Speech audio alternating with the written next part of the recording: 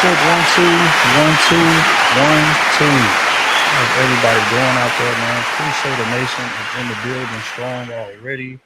Couple hundred of y'all. Make sure y'all tap that like button. It's gonna be a hell of a conversation, man. How everybody feeling, man? Everybody looking good, feeling good. Hopefully, we got some. No complaints. No complaints. It's all good over here. Solid here. Good. Yeah, doing good. Doing well. Doing pretty good over here. I love to hear it, man. Everybody looking good, man. We had a hell of a stream last week, man. If y'all missed it, make sure y'all tap in on that. Today should be no different, in my opinion. I think it's definitely gonna be productive.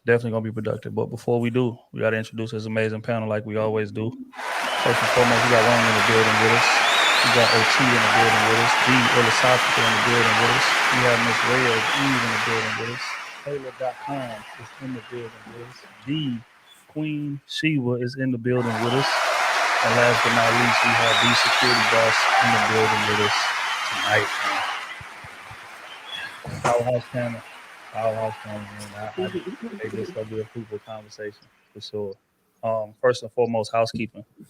If y'all ain't tapped into the Tuesday part is on the home screen of our page. Make sure y'all go check that out, man. Chips and salsa is the stream. If y'all know about our titles, man, y'all already know there's gonna be something hilarious tied to the title, man. So make sure y'all go check that out. Cruseseason.com for all merchandise, t-shirts, hats, sweaters, things of that nature, man. Jackets, make sure y'all tap in and rock with that.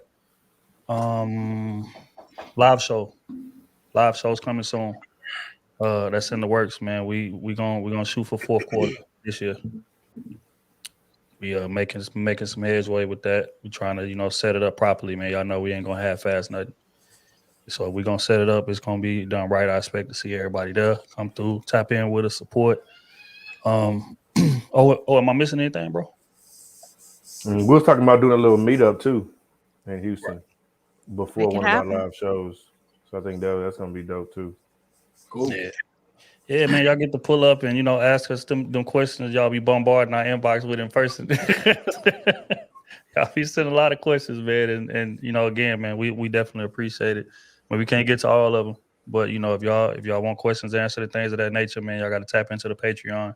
It's patreon.com/Cruise Season. And we gonna take care of y'all. Salute to Sleazeball U. And everybody tapped in over there, man. So but yeah, it's love. First and foremost, man, without further ado, the likes are close to where they need to be. You know what I'm saying? So we can go ahead on and fire this thing off. Today we're gonna talk about why buy the cow. And you can get the milk for free, man. You can get the milk for free.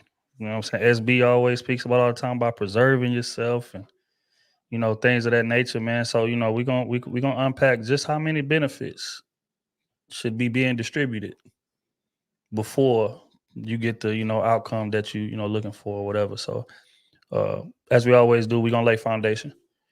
Oftentimes we hear about people, man, I ain't that's husband duties, that's wife duties. I ain't doing that. You ain't put no ring on my finger. We ain't committed. How you expecting that? I ain't your wife, I ain't your mama.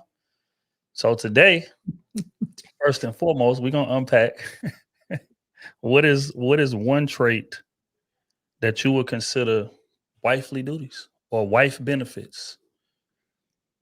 And we're gonna start with we're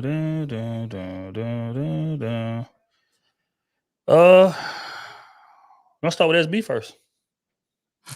One trait that you would consider wife benefits. One trait I would think is a wife benefit.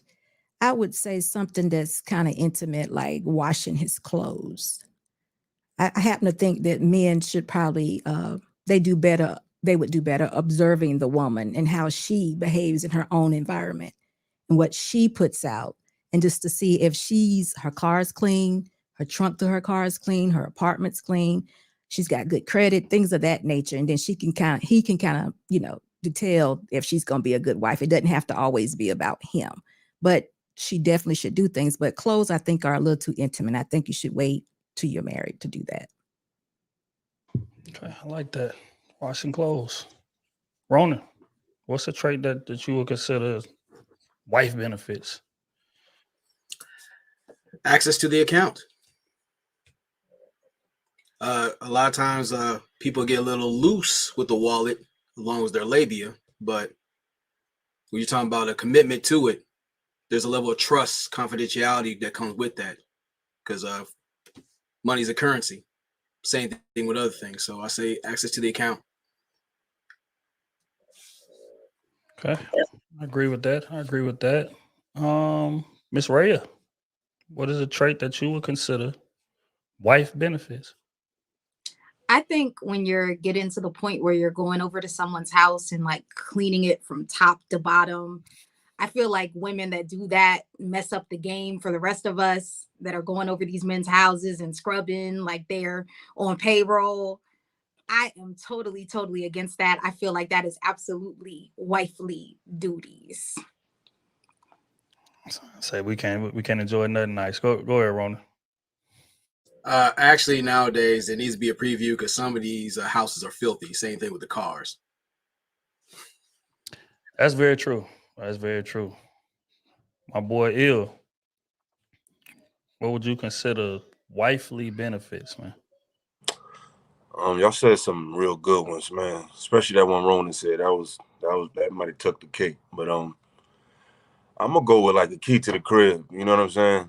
You can't just pop up. You feel me? You got to work for that. So if you wifey, you definitely might get a little spare key, or you might get the key when I'm out of town. When you got access to my space when I'm not there, that's when you make some traction. 1,000% facts. Kayla, what would you consider a wifely duty or benefit?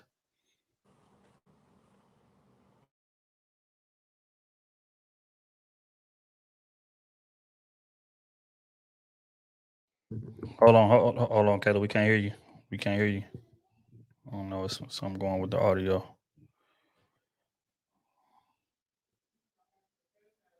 Mic check. No, we still can't hear you. You might have to back out and come on back in. Oh, wifely benefits, man. What would you consider one, in your opinion? Man, that's hard. They took a lot of good ones. A wifely benefit.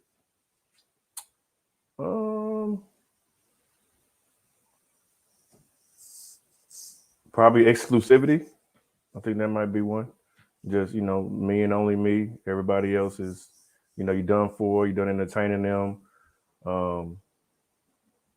Me and you, should have worked out a, plan, an idea, what we would like to go and what we would like to be. And so, it's, just me and you. We're going to ride this thing out. I like it. Kayla, you ready? Yes. Can you hear me now? Good. Perfect. What did OT say? Because y'all said a lot of stuff I won't say. He said exclusivity. You mine, I'm yours. Say he ain't getting exclusivity till we married. This is why I don't like this guy. Of course. Because you want to steal, you thief. Just kidding. Dang, okay. Well, I mean, sex is definitely a wifely duty. And it's definitely something, regardless if you engage in it in a relationship or not, it's not something I believe you can demand until you marry.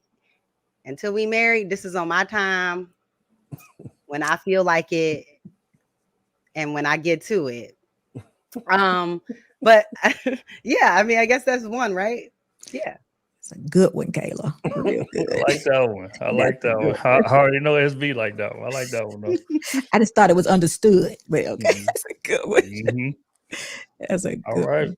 Miss Queen, what is a wifely duty, a wifely benefit, man? Oh man, that's a good one. Can I say one thing before I answer? Because for the first time that I've been on a cruise season, I see one person that's checking in from my hometown of G County, Galveston County. So shout out to that one person in the chat. But just one. That one person from Galveston. But so probably I would say submission. A lot of men expect that in the courting phase. That's not how that works in the courting phase. You have not asked me to be your wife. You have not given me like an engagement ring of your intent to make me your wife, to love me, to protect me. And a lot of men I feel like they want women to lay it all out, including sex. That's one aspect, but also submission. Women can't be running around here submitting to every man she dates. Every man she dates. So, yeah, submission. Man, wifely benefit. Y'all did take all the good ones. I normally be able to freestyle something while y'all talking. But I mean, my answer would be in line with submission. Is giving your livelihood to a man. I guess like just diving all the way in 100% in terms of being.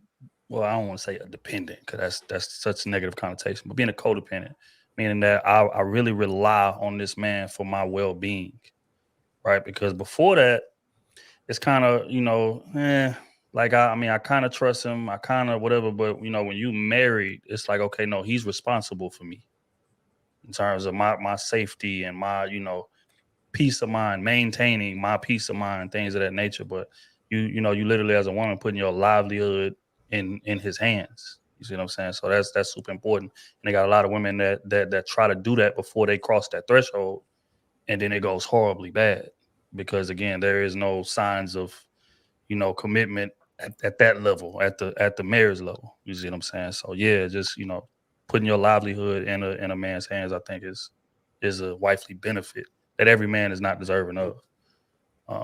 So yeah, that's how I would answer that one. All right, next one. So we got the wifely benefits out the way. Y'all already know what's coming next. What would you consider a husband benefit or trait? Because again, women have a lot of expectations in regard to men. You know what I'm saying? The bag got to be right. I need my, car note paid. I need a little bit of money on the electric bill. I need you to cover all the dates we go on, things of this nature. But some of that, if we're just gonna be honest, is for husband. But a lot of women want it beforehand. So what would y'all consider husband benefit? And we're gonna start with, I'm trying to see who thinking the hardest. We're gonna go with now we're gonna go with SB again.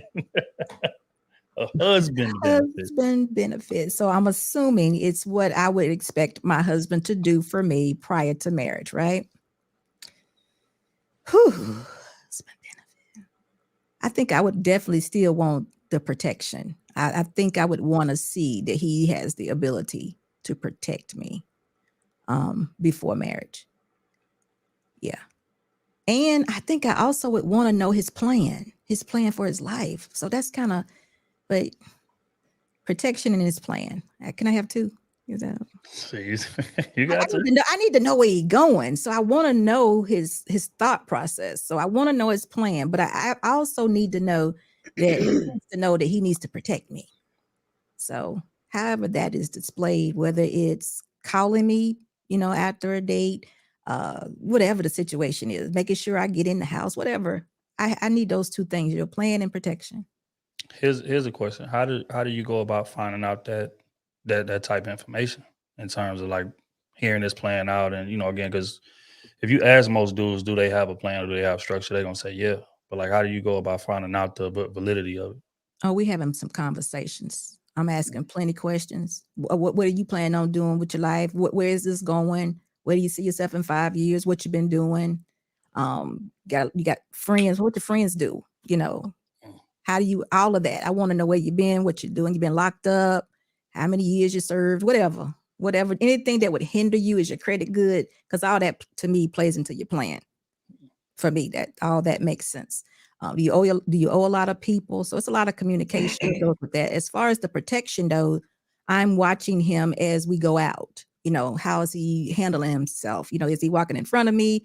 Are we, is he walking away from me? Things of that nature. I'm just looking at him. Is he paying attention to the exit signs? Or, is he saying, what, this environment doesn't look too good. I'm not comfortable here. Is he making sure that I'm comfortable where we are?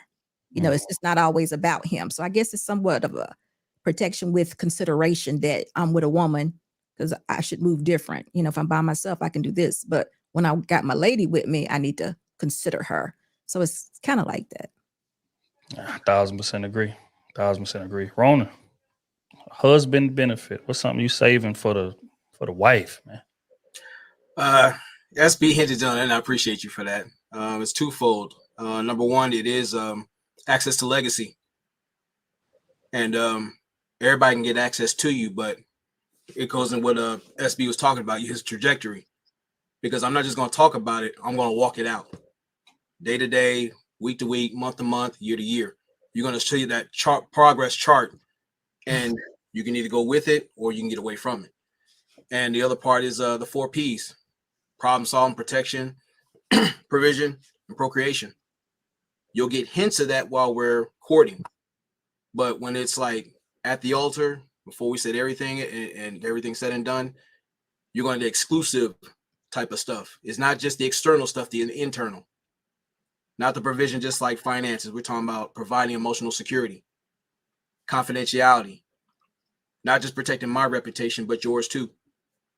So it's all about not just saying it, but doing it and executing all at once. Otherwise, it's BS. So. I like it. Miss Rhea, what's a trait that you expect from your husband? So for me, I'm going to get a little bit messy on this one. Something I absolutely expect from my husband is if anybody disrespects me, if anybody gets out of line with me, I expect you to handle that. Like, you have to be able to handle that. You can't be scared to get your hands dirty. And this is not something that I would expect from a boyfriend or somebody that I'm dating necessarily. But if you're my husband, oh yeah, you got to be ready to beat ass for me. Like, yeah, absolutely. Well, yes, it's right out there. I respect it though. I respect it because that's part of what you signed up for. That's part of the description. It's protection that SB was speaking about. You know what I'm saying? There are different variations of it, and that's one of them. Ain't nobody supposed to be playing with your wife. That's just what it is. If they playing with your wife, you should take that as a direct indictment on how they feel about you. So, whatever, different people gonna handle it different ways. But nah, I respect that. Ill. What's the benefit you saving for the wife, man? The wife only. First of all, man, nobody's just answered the question yet. I don't know if anybody else peeped that but me, but no one's really answered the question. I've been hearing a lot of, for somehow it done got turned right back to ladies' lane, and it just became about what a woman wants. We heard that last round. The question was, what does a man gain when he is invited to your holy of holies? Am I correct, Trill, or did I hear something wrong? Was that? No, they've been answering. I ain't hear nobody answer that.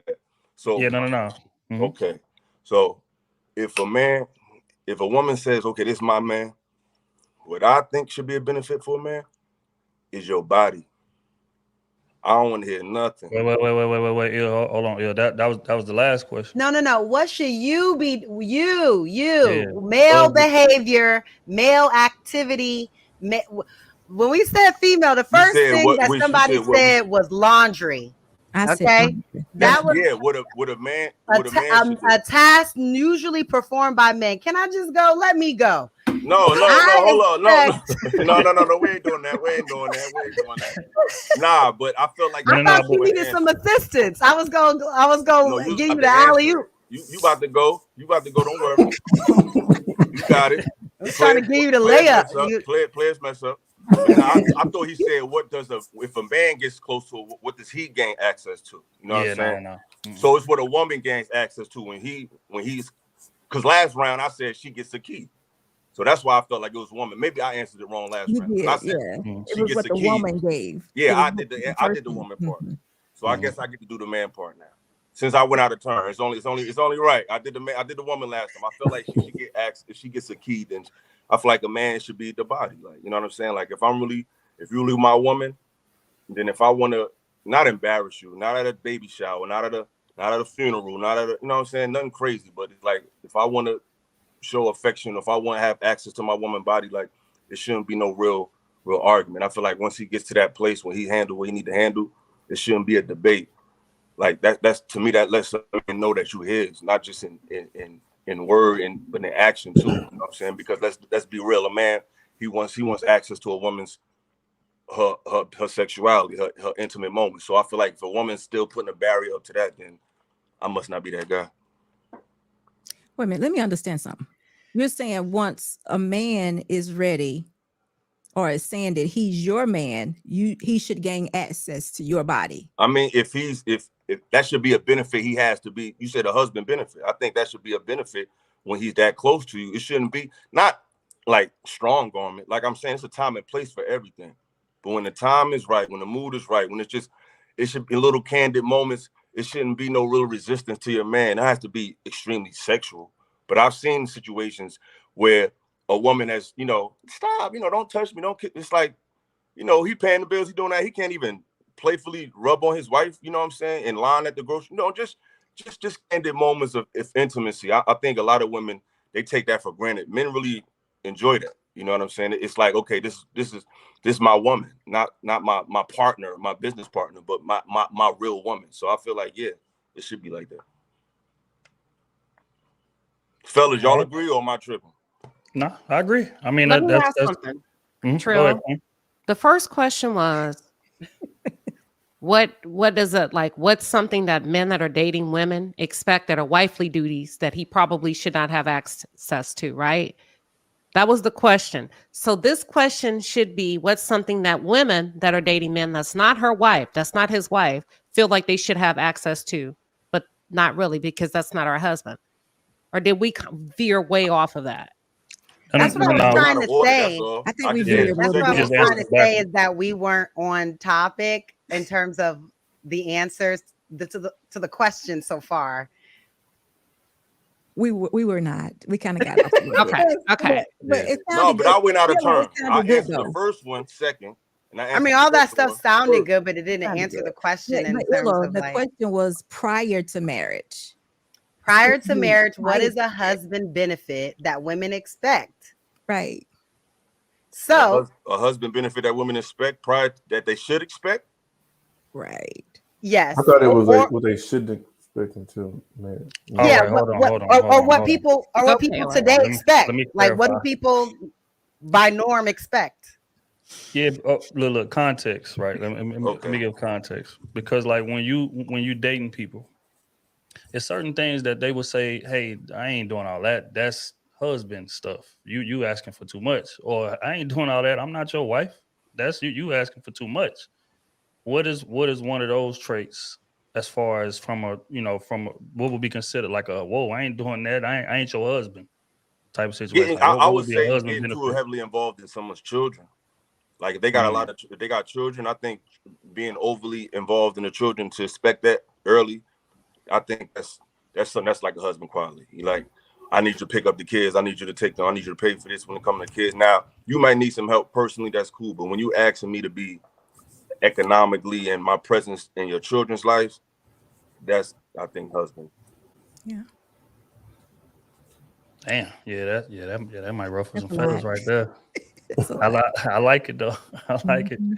Kayla, what would be considered a husband benefit trait? You pay the rent. You pay the mortgage. You pay any like major bills. That's husband qualities. As a boyfriend, you could do, take care of her tire and her car, or, her phone, like something small, but when you a husband, that is one thing, like to cover major bills or major expenses. So I feel like if we're living together, period, the man should take care of the bills and expenses. I don't live with people that's not my husband. So I don't know. Slow down. Y'all are jumping ahead. We're gonna get to that. You made a great point. We're gonna get to that. But there are relationships where I know girls who they live somewhere else and their man pays their rent. That's ridiculous. That happens. Oh, I know. If not all of it, half of it, if not, you know what I mean? Like pays major bills in their life. Gotta get your ass Those over guys here. got the major bag too. Those are Yeah, major bag moves. Yeah, I mean, if you have the bag, if you make significantly more than your partner, like if you make $300,000 a year and she makes 40, I mean, And guess what else he gonna do? Too? I Guess what mean, else he your gonna rent's pay probably for? what, $1,000, $1,200. I mean, Guess what else he gonna pay for too? What are you gonna pay for? Somebody else rent. Not just us. what sense does that That's make? on him. If he Just already tell you paying what he your gonna do. rent, Yeah, that's on him. he's paying your rent because he at your house all the time. If he's, I mean, that's where that came from. You over here all the time. You using up my electricity, my air, my all that. You need to be contributing to this. I think that's where that came from. I get So that. I'm saying, but dudes today who can afford to do that, they're not just doing it for one woman. That's what I'm saying. I think that they are. I think guys that well, as far as I've seen, the only ones they doing it for are the ones they really want. Okay. In The my ones that they're opinion, gonna keep. They're not In my doing it for random girls they're dating, paying their rent. They're not doing that from random girls. They may be cheating on the main, but they taking care of the main. They are. Okay. in my It sounds opinion, so I'm pretty beautiful. sure if I say I don't care if he's paying somebody else's bills. That's his money. That's his money. The plot That's his thickens. decision. It does. It's real thick. Yeah. There go the cow. Yeah, paying rent. I don't care if I'm making $1 million a year. I'm not paying your rent. It's not about the money. It's the principle of the situation. You're not my wife. Like, but if you're my wife, sure, it's I spare no expense. Whatever it is that you want, you'll get. But if we dating and I'm paying your rent, like I'm paying for where you live, I just can't wrap my head around So that. let me give you some context. You say you make $1 million a year, right? Okay. Your girl make 40K. Okay. In order to do your job, just giving you a scenario of somebody's life, right? In order for you to do your job, you travel around a lot, you go a lot of places, you have a very hectic life and a hectic schedule, right? You want your girl with you,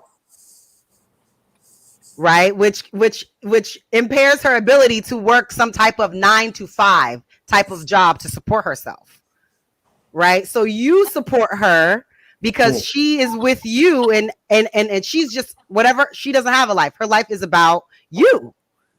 So that only makes sense for you to cover the things in her life because her life is about you. This is how a lot of wealthy men operate. They don't want independent women. They don't want women with jobs, with careers, schedules that's going to get in between you spending time with them and being available to them whenever they want you to be available. Because when you live in a different tax bracket, you have a different mentality. That's just how it is. I I'm think saying, that's very hold true, up. but I think that's a wife. I think she's saying it's very. I actually know people. That's very true, but they're wives. They're not girlfriends. They usually become wives or fiance, and then they eventually wife. But this happens to girlfriends too. But it's a wife thing. It's a wife thing for sure.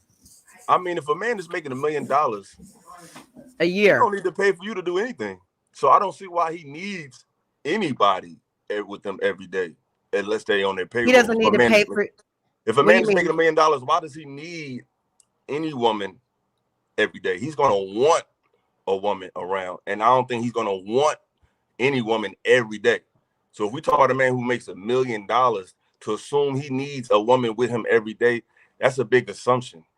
Especially need her. He might want one. I don't think he'll need a woman with him every day. I think he'll want one. You think a man's finances has to do with their want or need for a woman? Their finances? No, a heterosexual man? You described how because he makes so much money that he needs her to be dedicated to him all the time. Why does the man his vision and his career is what comes first in their dynamic and in their family, and his life is what pays for everything and does everything. It would make no sense for her to take her time to go work for someone else to make 40K when she can put her efforts into his vision, his business, what he has going on. And so the trade-off for that is you taking care of me, because not only am I your woman, I'm also putting my time, resources into your vision and whatever you have going on. If he needs it. But I just feel like if a man is making that much, because most of the time when a man is making that much, he's making that prior to meeting the woman. In most cases. It's not like in most cases. I'm not saying all cases. Okay. In most cases, The man is making that type of money before he even meets this woman in today's time. But So very if that's the successful case, men. why does he all of a sudden need you all of a sudden? He may I want think we you. went I down don't a think he rabbit needs hole. you. You're I'm right, just but saying, Real most deep guys rabbit are making hole. that money before they get in a relationship. There's not too many guys that's getting rich from their relationship. Am I making that up? But being rich controversial also doesn't make you a hoe. And you I need didn't- a who different talked about- woman, who even and brought up sex? you need a different Oh, woman every night. Just because brought you up get sex? rich How doesn't do mean you- that you won't fall in love with one woman and want her around, and not have a different girl of No I don't one need said- you. I can get a different girl in every city because I I'm didn't rich, say whatever. nothing Like, about sex or even relationship. I'm talking about success. If a man is successful with $1 million, I don't think he needs any woman at that point. He might invest in a woman that he wants because he's already successful. What does he need you for? He might find a place where he might want to, but I don't think a man who makes $1 million, he don't need you. He made $1 million before he even met you. So the But thing he needs you, I think that's an sometimes- overstatement. Illa, sometimes the men that are at $1 million want to make 2 and wives are assets. Sometimes single men can't even get into the meetings, no matter how much money Sometimes, they I mean, have. that's what they say. A lot of the but I see time. a lot of It's very millionaires divorced. true. But that's an It's very exceptional true. example. But we're talking about 1% men, you know, that's what you're talking about. Yeah. Most of them are very much married and most of their wives are assets, and that's how they like to work. A single man it's hard to bring them into that kind of dynamic because they think differently. They really That's do. an So assumption. Creativity. I think the intellectual properties statistics will the bring wealth. statistics prove the that truth. though, in terms of the marital rates. The statistics, I mean, why they're do you What why about do the you You're divorce think next. rates? it's an assumption? Why do you think it's an assumption? Because I feel like at the end of the day, most people it depends on what they get into, how they get into wealth. Now, if they're into business, I could see your argument because it takes a lot of different mindsets to deal with the business world. But people can get wealth from different means. They can get it from sports. They can get it from intellectual property. They can get it from investments. It doesn't all come from running like a brick and mortar business. So I think running a business, I think that's a great place for a wife in that way of making money. But All of people that who are is business. creatives, But Everything all you of mentioned is all of business. those their ability for the woman They to come can in, be, but it's especially not the initially. athlete when he comes home from from training and all the different things that a good woman is able to provide for him to wind down, and for all of that, like every single thing you name, there's a woman that could be an asset to that man, because it's not just what you need her to do physically. Sometimes it's the mental, emotional stability that she's giving you, that she's providing you, or you're bouncing ideas off of her, someone to just talk to, someone to unload onto. The emotional labor that women like, men do not value women's emotional labor. No, I It is think men so, do. it is like, dang, like, I'm just talking about a man who's wealthy. I think yeah, a men man do who's wealthy has a lot of shit going on, a lot of stress, more money, more problems, a lot more to deal with than the average Joe. He really needs a competent woman. I agree. What's the point of having a girl that's just sitting there? That's a girl you trade in and out. You get a new one in a new city. A one that's competent is one you're going to keep around because she's going to help you. And the I other just see a thing lot of too- millionaires getting divorced. I mean, I don't Well, know. we I see didn't a say lot they of didn't get divorced. I mean, that just happens. But men, when they're financially successful, they tend to go to legacy. So they want to have children, and they want women, their wives, there to take care of that. They don't want to have to think about that. So they absolutely think of them as assets. But a divorce situation, that's a marriage problem. That's You don't just think it's within a the marriage culture problem? No, I think it's within the marriage situation. I think most marriages could be worked out. People just don't want to do so. I don't think that has anything to do with culture. So doesn't that mean it's a Can the culture rest of the problem? panelists respond That's first, y'all? everybody. That's white, black, whoever, you know. So All right, hold on. Let's gather ourselves. Let's get back to it. Question was, what is a trait that will be considered a husband benefit? I feel like I'm lagging a little bit. Can y'all hear me good? No, you straight. All right. I was gonna say security, in a sense, and security just all the way around, mentally, physically, emotionally, financially, all that good stuff. Because when we're dating, it's one thing. You get pieces of me. You don't get the whole thing. You know what I'm saying? You get about 50%, just so you can see that I am capable and I can do certain qualities. But once you get into that husband or super serious, that's when you unlock like all the levels. Access is unlimited. You know what I'm saying? Run the bill up, put it on my tab, all that good stuff. Once you are in that mindset to get married. So I would just say overall security. I like it. Miss Queen, what will be considered a husband trait or a husband benefit? access to his heart, his love, his admiration. That most women don't understand. A man can be with you for years and not love you. They get tricked all the time. They can have kids with you and leave you and go marry somebody else, and you confuse that with love, and it's not. So I think access to his heart. Like it. I would say kids, me personally. You know, a lot of us is just way too reckless with our seed, man. And we got kids out here with chicks that we know goddamn well we never walking down that aisle with. You see what I'm saying? It's just I just could never wrap my head around that, man. But you know, and again, not judging nobody, but I think, you know, just going forward, you know, we as men need to move with a little more diligence, and, you know, a little more like hold that with a bit more prestige than we do. You know what I'm saying? That kid is for wife. That's it. That's all. Now, sex, you may be out here doing your thing, whatever. You know what I'm saying? But actually having a kid with somebody, husband stuff, wife stuff, in my opinion, or it should be. But, you know, people gonna do what they're gonna do. But that's just my opinion.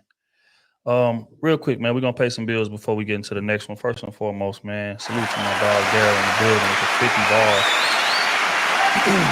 Always showing love. Appreciate you, bro. My boy say Kayla is totally worth all her bills being paid. Men have to work hard to earn the woman they want. Show her you can afford her lifestyle and afford her to fall into her femininity. Signed, the simp God. Salute to Daryl. That boy, a damn fool, man. Appreciate you, bro.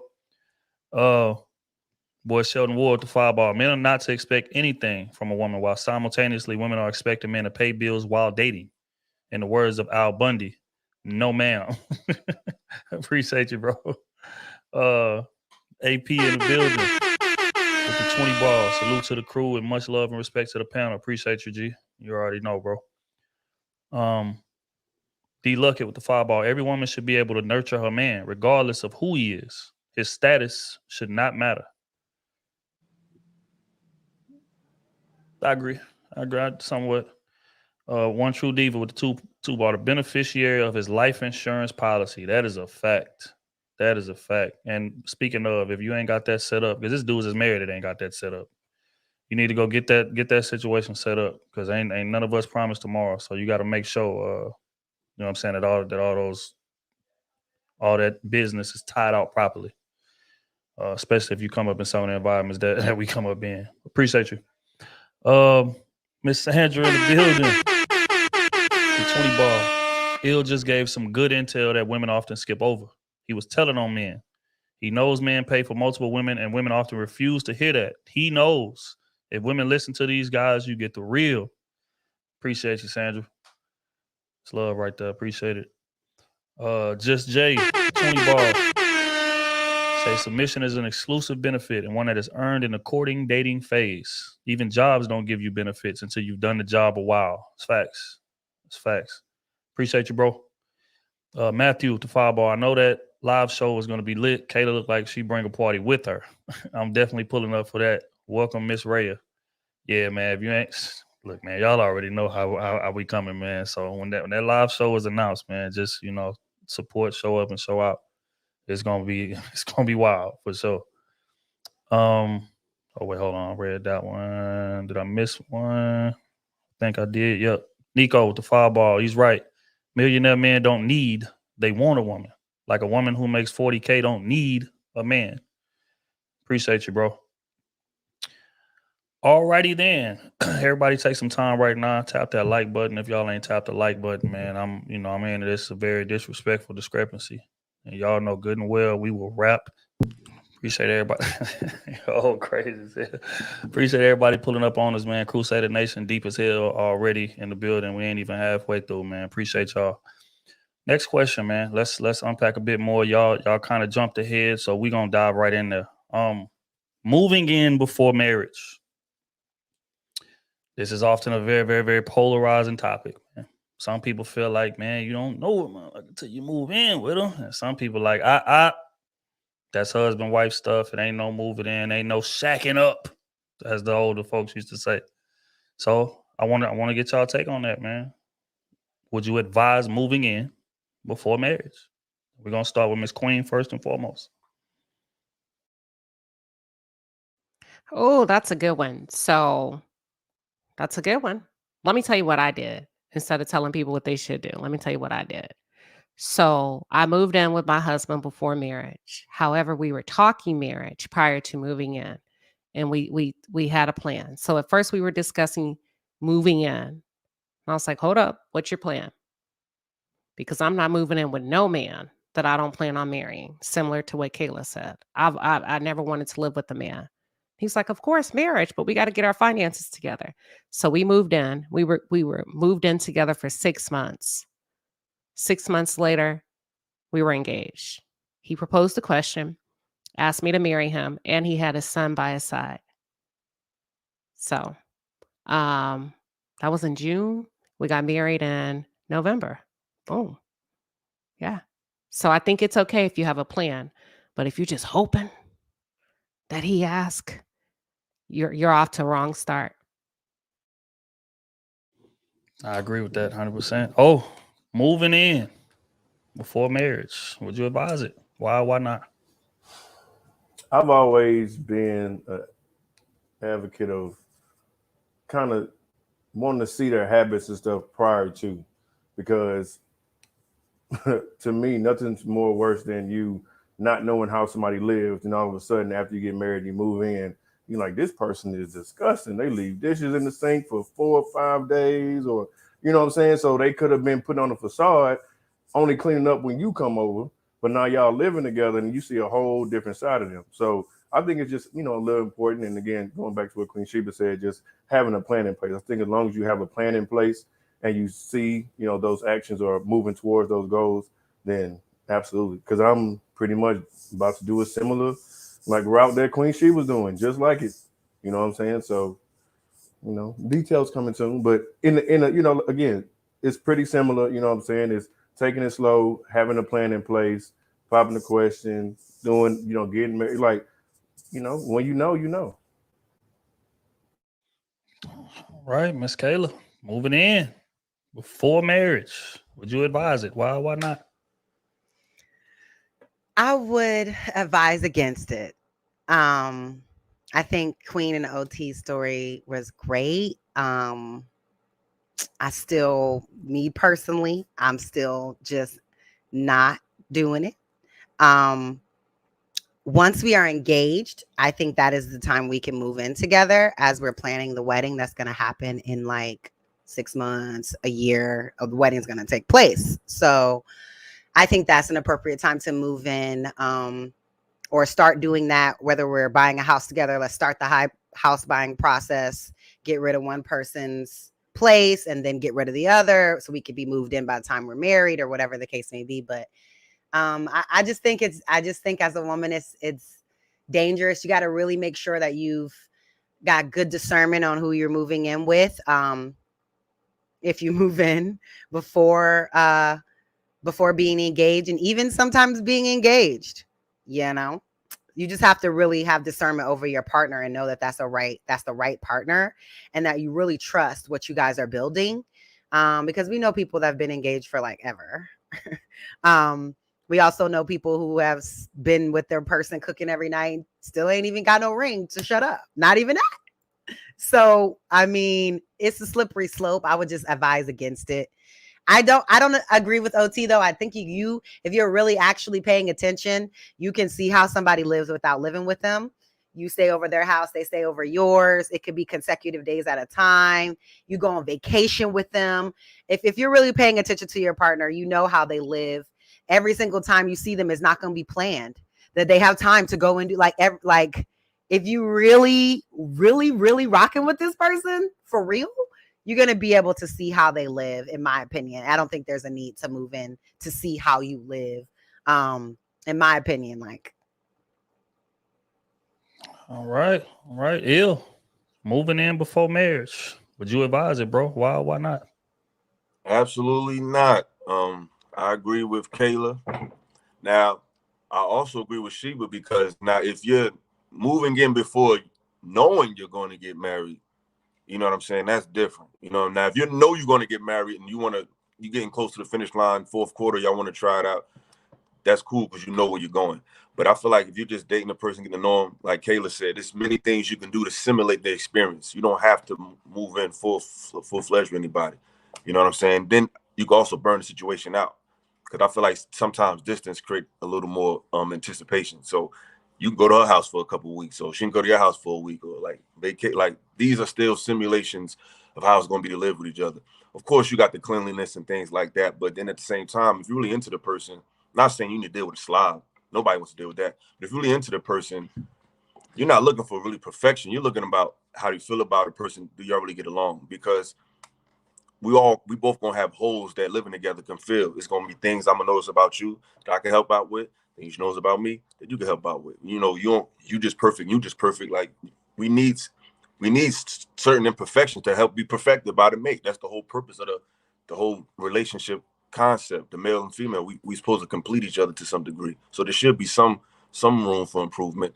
That's what we can help each other. But I think staying with each other, visiting each other, taking trips, going on outings. I meet your family, meet my family.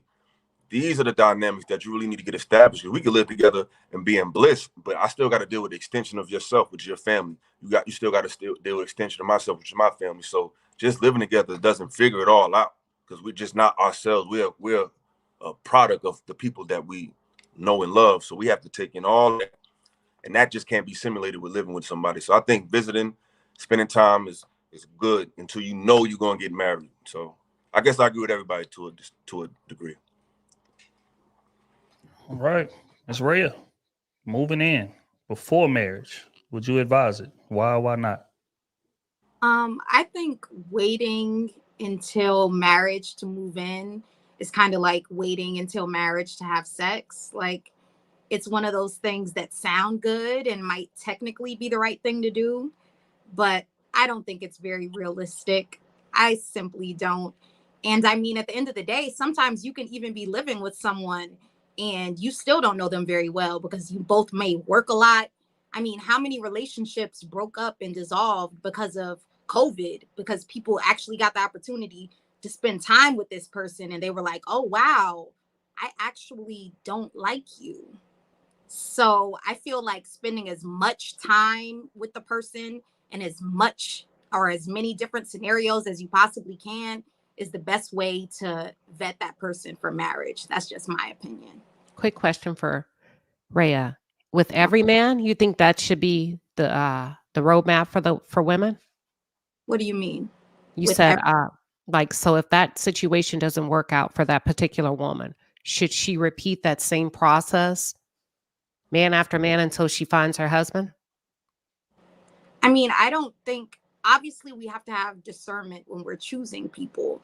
So the idea is not to live with man after man after man. The idea is to have that discernment and make sure you're picking the right person. And it's just like with becoming engaged. Like there's no way that would be like asking, like, do you think engagement is the right thing if you went into one engagement and it failed? Like, I feel that your discernment should be what guides you overall in these situations. All right, and we have it. Ronan, moving in, shacking up. Would you advise it? Why not? I'm against the shacking up part because most times some people are too broke to remain single. You got an influx of beautiful bums and handsome holocausts. But it depends on the level of communication and consistency. You guys can build with that, and everybody had their respective parts that I agree with. If you have respective places, you start seeing how this person carries himself. And then when you really are serious about it, you guys sit down and really move. She moves in with you, not the other way around, because that's a whole nother conversation. But if you guys are really serious about sharing your space like that, there should be a follow through. Like, look, we're expecting to follow through with getting married for real. But this whole shacking up and nothing getting done, but you have a solid ring in your toilet and your tub, nah. Like seriously, Nigga is insane. I cannot. That's my dog, though.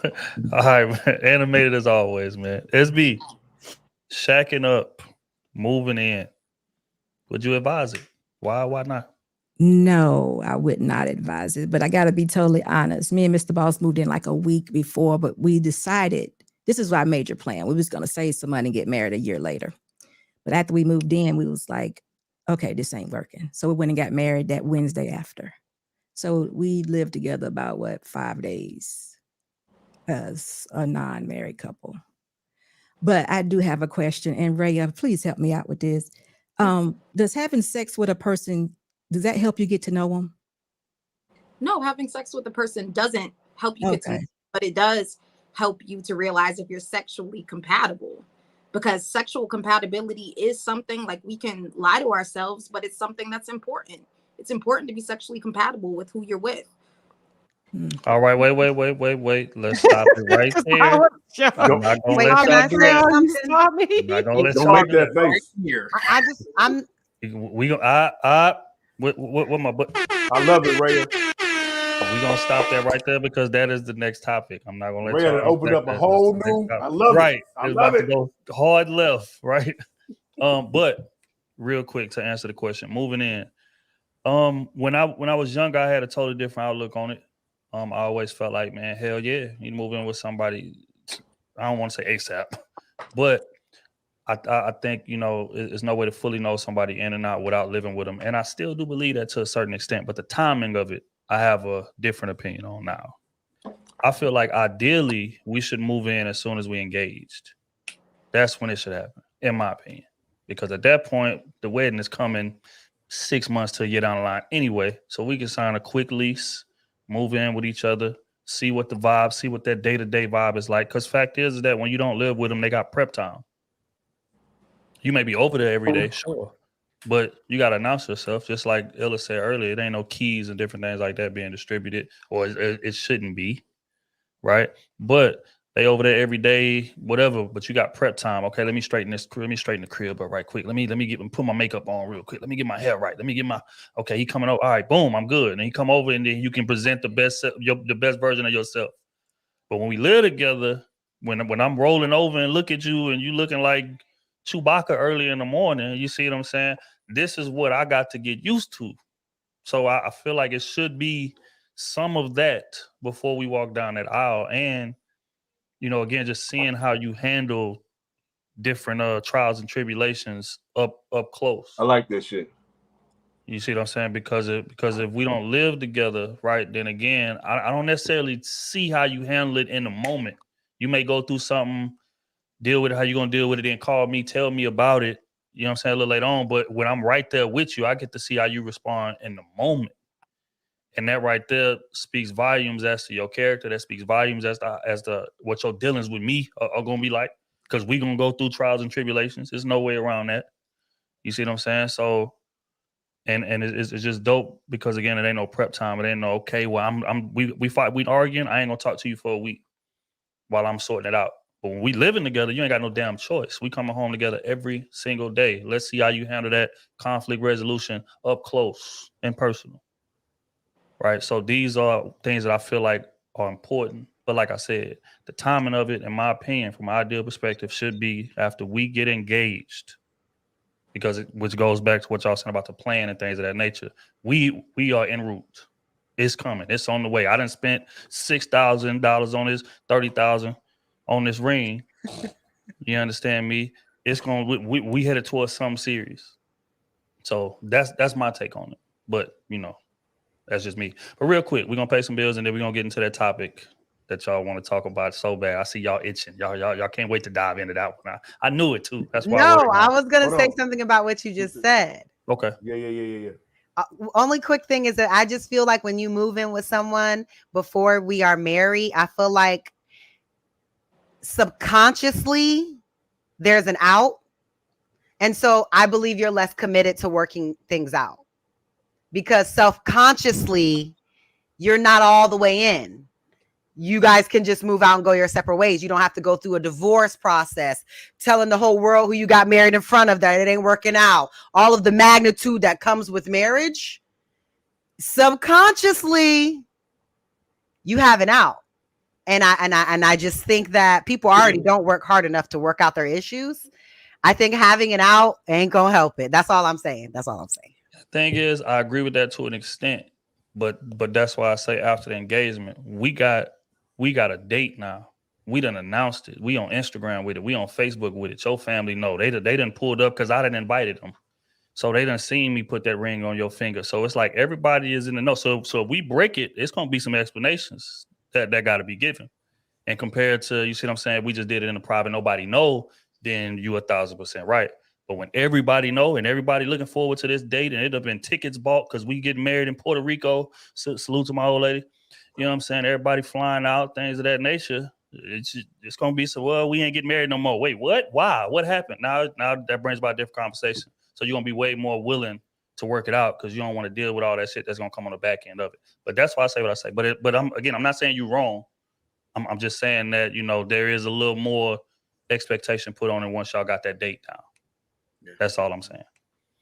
But I would say from my personal situation, it just made sense because we lived in different cities. So you move out here and now you paying $1,800, I'm paying $1,800. Like what sense that make for both of us paying, you know, rent when I can pay that by myself. We got the bills, all that stuff that you're doing, I'm already doing. So why are you, using your resources when we can save that? You put that up for the whip, for the house or anything like that. So wait, so that person moved to be with you? You goddamn right. So we move into cities. We move into cities for men that are not our husbands. That's it's already in the works. We're moving to cities without even a ring. I'm uprooting my life where I live to move to a foreign city without even a ring. This is why men be on their stuff. I thought you was about to congratulate that man. Yes. You said that. Yes. That's worse than moving in your own city. This is what we talk about. And everything is taken care of. I thought I was gonna get a round of applause from you know what I'm saying? For such a great gesture. For an honorable thing, to do. The honorable thing to do is you're saying the honorable thing to do is to move her into your place if she moves to your city. What I'm saying is everything is taken care of. Right? Isn't that what you want? You want to be taken care of, right? I see. That's why we confused. He didn't say that. He said we moved in together. That sounded like dual sharing of. I also said I said what you would pay, I am paying. So why not do it?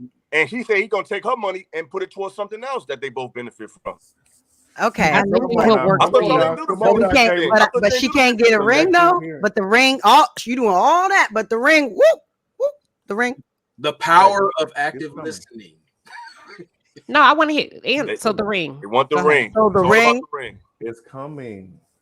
It's coming. He gave her the lifestyle first. But the date already said too. The ring coming. Okay. Why we can't just go down to the courthouse for $50 and just do the courthouse. Just wait for the ring.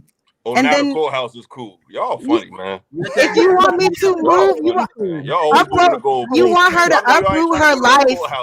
You want her to uproot her life and move to another city. Going to the courthouse. Kayla might not. I went to the courthourhouse. I'm good with going to the courthouse. SB, I know you. SB, we know what school you come from. I don't particularly like government buildings. But you know what? You're not going to no courthouse. I wouldn't say go to a courthouse. I don't particularly care for government buildings. We can get married in somebody's backyard with a lot of flowers. The courthouse. I like how you slide out of that real. How's that slide? I know a lot of people with a lot of nice houses that let us get married in their backyard. What's the problem with that? That was real cute. You gotta go to the courthouse anyway. Like I said, the courthoust is not the end all. You could just get it official there, and we can have a ceremony. The extra shit is a ceremony. Yeah, we can have an actual wedding a year from now after I've moved to your city. But prior to me moving to your city, we can have a wedding in my mama's backyard, which is really nice. Okay. And then I'll move to your city after that. She kind of got to go to the courthouse anyway to get the papers. That's what I'm saying. Why not just let them go ahead and do the thing while y'all down there? You can actually file it online. I don't gotta actually go You can there. file it online now. Okay. Yeah. That take away from it though. Nah, we need to go Yeah. down there, I'm wait not in doing that that. line. They don't even with all sweep them in the annoying courthouse. ass It's dirty. kids, sit at that table, look each other in the eyes, My and get county that got a get brand new that last courthouse. look. It's official. You know what I'm saying? Get What do that you mean? last. You Are just getting y'all a sure? certificate. Then we Yeah, have to with actually some do the cowboy. ceremony. You Yeah. can go We right got to over do the there. ceremony and say the vows. What do you Or with the mean? with the magistrate, you go right over there, get the paper, go to the Mhm. magistrate. He makes it official, and then you have the ceremony later, wherever you want, backyard. Mm-mm. house, Most people don't get a whatever. ceremony later. So, That do that. Taylor, you basically gonna FaceTime him while you doing this shit online?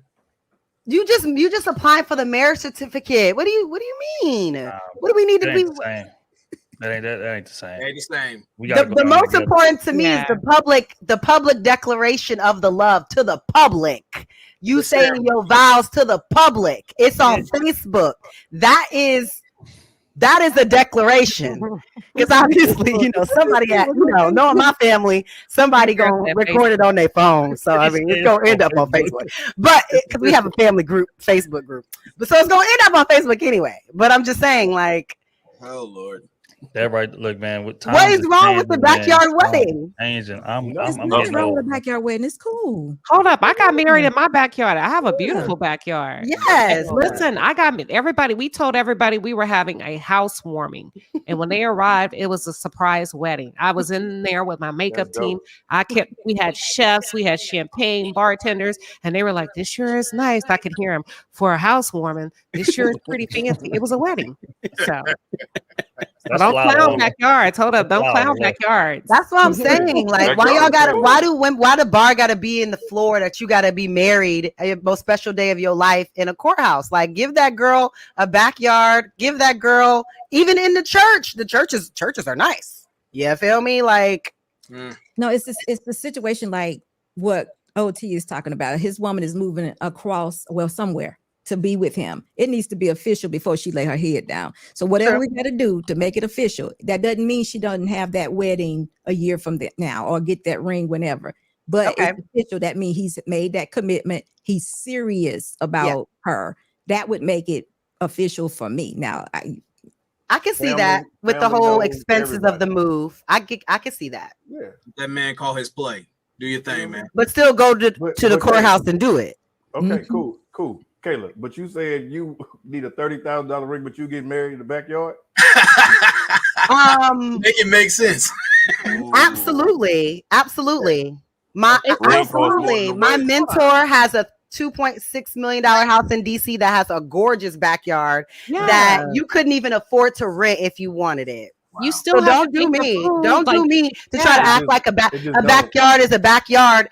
No, There's no, levels to this no. backyard game. Yeah. No, There's you're levels right. to this Still have backyard to game. order the food, the catering, the chef, the people to Someone has to All come of put that. flooring down. They got to put the tent up in case it rains. Like But you it's talking more still to my going to be point. very expensive. I don't know what you're talking about. Exactly. So why the hell should I spend $30,000 if I'm about to spend another $30,000 for the food and all that stuff? Actually, Listen. You got to play in your own, like your pond. You got to play in the pond. That's In your fine. pond. That's fine. Don't play in nobody else's pond. Just your pond of income. You know what I'm saying? Oh, it's Y'all being find a played. way to tie that damn 30 every time. But all right. every time. Next up, man. Play in your pond of income. Stay in your pond of income. We're gonna get to these bills and then we're gonna get to what is it midnight yet? Damn, Uh-oh. we're Is gonna it get to the midnight? sex a little early.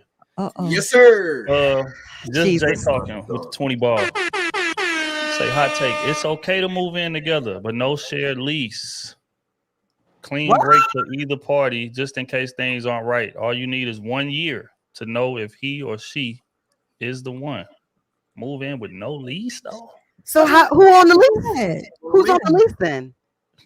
I guess me. So when I get tired of you, I can kick you up out. Hey, man, That's some hood leases. Got That's my some spot. hood In your dreams, ladies, you better don't be do on the that. lease. You already ain't got no ring. You ain't on the lease neither. You just Hey, need to man. stay in your own place. That ain't right. Mm-mm. The accountability partner, my dog gave people 10 ball. We can spend a night, but there's no reason to ever move in problem. Why you said spend a night how we say it too, for real? That's Yeah, like, why you spending the night? You Spend don't the need to spend the night. Go on and bring that bag. that's exactly how You remember we say that? it. Can I go spend a night? D Lucky with the 10 ball. Moving in with someone equates to the same amount of time it takes to marry them. It should all fall in place as long as the chemistry is there. Y'all good. There you go. Look at her. Yeah. Makes so Salute much to sense. D Lucky. Appreciate you. Look at SB. CA with the 10 ball. She didn't even have a question or statement. She's wanted to show love, man. I appreciate you. Appreciate you. Count AP back again. The 20 ball. Says, so Raya, you think relying on another person who's not your spouse for daily living is a good idea? Wait, if y'all break up, now you're trying to find another place while living with someone you want to get away from? Mm, Look at Rona. that's heavy. Why he look to his left like she's sitting next to her? I hate Ronan. Are you gonna answer that or what? Boy, the yeah? damn fool. Appreciate you, bro. Sandra Wise come on, man, with the 50 ball. Appreciate it. Big Money Sandra. We're gonna change that name to Big Money Sandra from this point. Always showing love. Says, thank you again. Hi, Kayla. Guys, does any man you know that is truly sprung on a girl in the way, in a good way, just disregard planning the future, then committing? Do men who find women they envision as a wife and just not act on it and stay idle? No. That's what I said last week. Sometimes. That was my question. I asked Sometimes. the same question. I don't think men do. I think men marry the women they want and they don't play around. That's what I think. Well, the gatekeeper's a relationship. So if he's serious, you can tell his conversation. But if he's playing around, you can tell. I don't know if men marry the one they want, but they marry the best one they can get as soon as they get it. Oh my God! I just have this. I told my trainer that women on these panels say that men that get married didn't really marry the woman they wanted. They settle. He's like, that's what they think. That's what they think. After women we do that? run through them, he said that's what they think. But I asked him because he doesn't know anything. He's like, no, we marry who we want to marry. So Kayla, So for some reason we don't listen to men. Is that a secret? Definitely. I mean, that's one man's view. Nah, that's a lot of men's view. A lot of men. I know a lot of men that wanted to marry somebody else and it didn't work out. And so they're not married to somebody else. They happy. But I remember some years ago when they really wanted to marry this other person. Ask him Women do that if too. And she really was not putting up with his bullshit ask that that he was on at that time. Ask that respected man, does he like her? And you might It didn't get work out. answer. Exactly. It didn't work out. He moved on. Yeah, I mean, It's he not didn't. just He wasn't one acting person. right. I told him that she wasn't one of those, but he thought that he could still play around, and she was gone. Many I- ones. I tell you what, man, at one point in my life, I wanted to be an engineer. And then I started taking them classes and I realized, wait a minute, this ain't the future that I envision. First It's a semester. little harder than it looks. So sometimes No, you gotta sir. sometimes you gotta live just a little bit more life to get a more accurate picture of who you need in your life. That's all I'm saying. But salute to bro though. Appreciate you, Sandra. Real, I thought you was going to say at one point in my life I wanted to be a stripper. he would make it. He don't like to work out. Imagine that. It ain't happening. Oh, Big with the 20 ball. Say, hell no, you're not moving in all caps. Hell no, you're not moving in until 1 minute after the wedding, not 10 seconds before. Gotta respect it. Gotta respect it.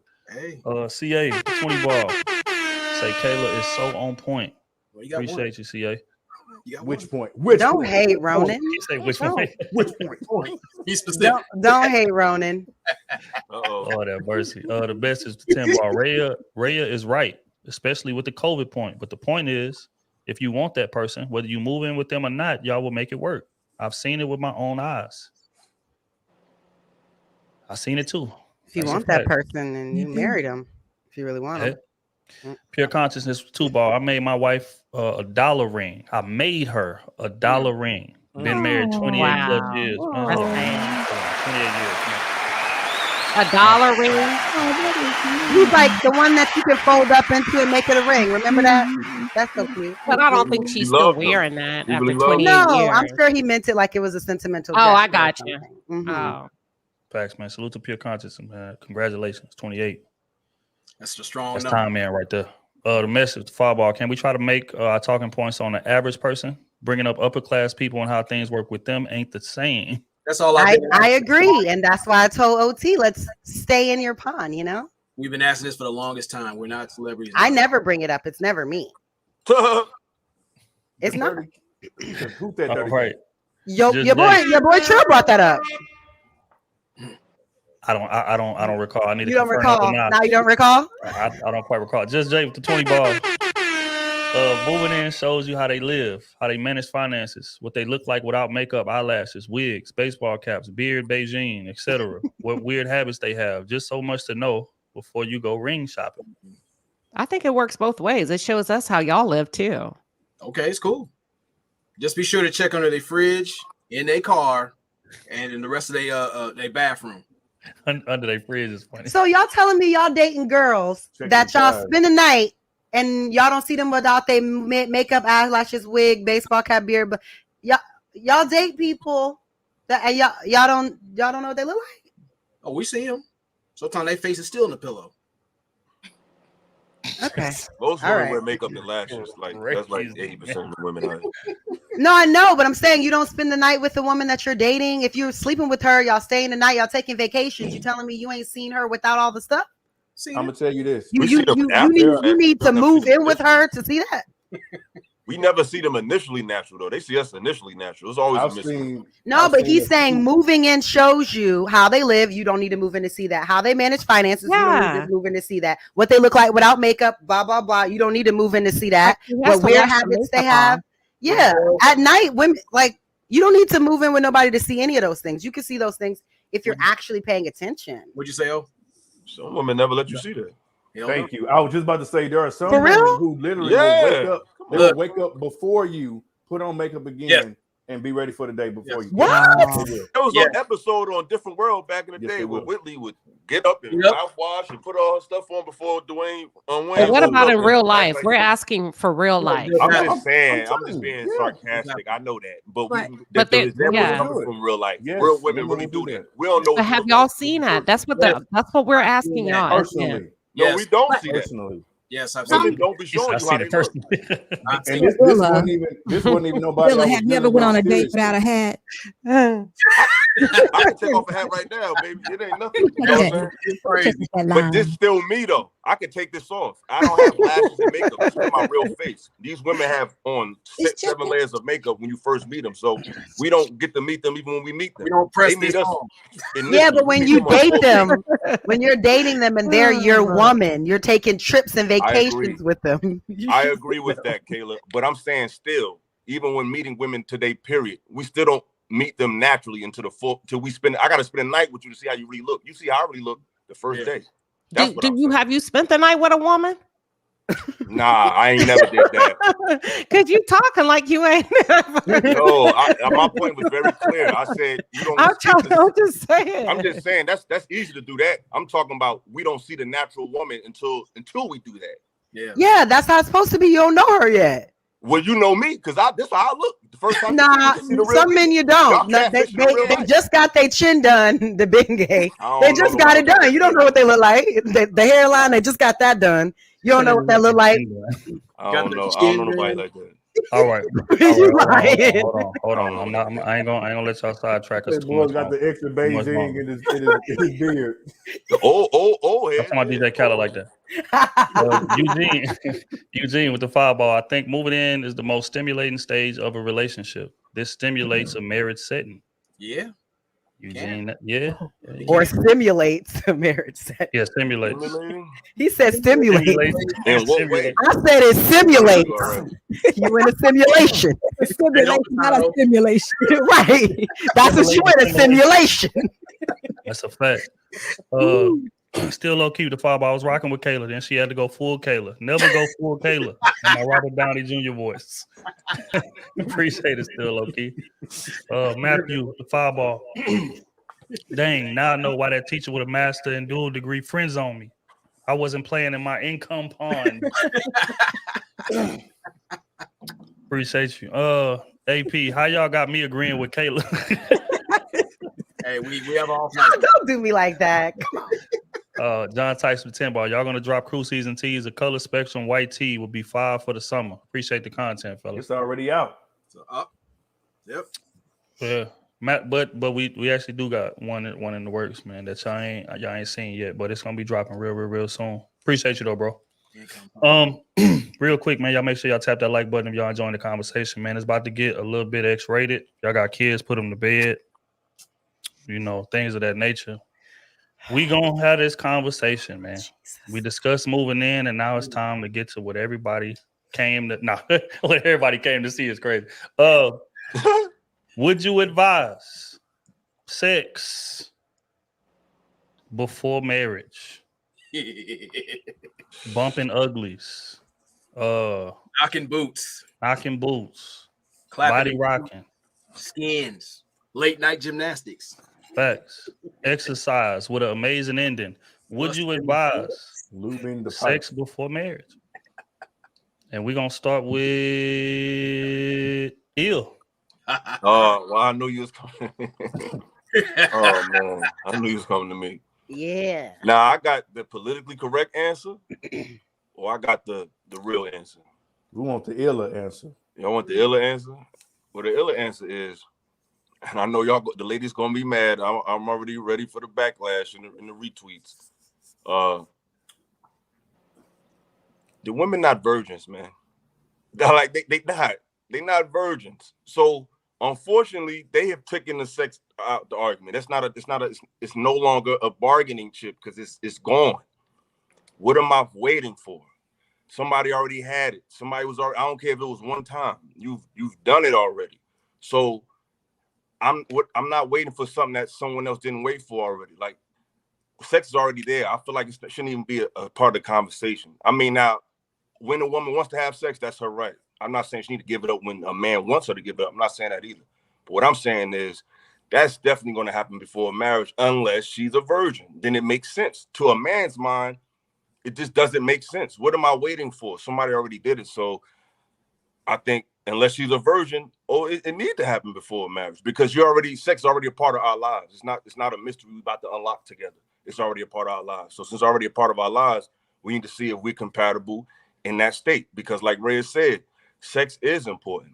And I feel like when you marry somebody, everybody's talking about the best case scenario, but I feel like what you should learn in the marriage is this person, can this person be with me in a state of imperfection, in a state where things are not great, in a state where things are not saying we need to look for turbulence and we just settle it. I'm not saying that. But if I'm going to be your life partner, you got to be my dog. You know what I'm saying? So it's like in a situation where all we got is each other, how well will we coexist in that world? Not when things are perfect. When I got a 40-foot mansion and I got a baby, that's most people who just not are competent going to make it work in that scenario. But what happens when things get tough? What happens when the economic situation might change? Anything can happen in this country. Is this person going to want to be with me? And unfortunately, if you don't have a lot and you just got each other, you literally just got each other. You got each other's affection. You got each other's words. You got each other's mentality. You got each other's personality. And you have each other's sexual chemistry. So if you don't have that, what do you have? And if you're not a virgin, what am I waiting for? So, no, I feel like if you're not a virgin, then no, I'm not waiting for that. Fireworks right out the gate. Miss Rhea, sex before marriage. Would you advise it? Why not?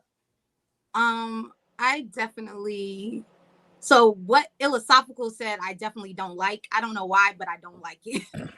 But what I will say is that I do feel that you have to have sex before marriage because sexual compatibility is something that is very important. It's not the most important thing in a relationship by far, but it is definitely important. Like, for instance, just one example, like there's a medical condition known as micropenis, where a man can have a penis that is less than 1 inch long. Most women, they might be deeply in love with someone. They might like them. They might connect with them on every other level. But once they whipping out that micro penis, most women are not going to be with that. Another thing is mismatched libidos. Like some people like to have sex 4 times a week. Some people like to have sex once a month.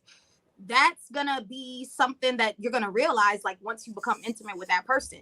Yeah, some conversations can be had. Yeah, you can take a peek at what's in somebody's pants, but it's some things that you're just not gonna know until you're intimate with that person, and that's just the facts.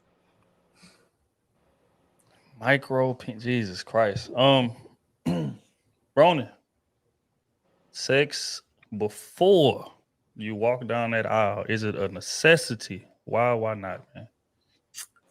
Well, me being brutally honest, yes.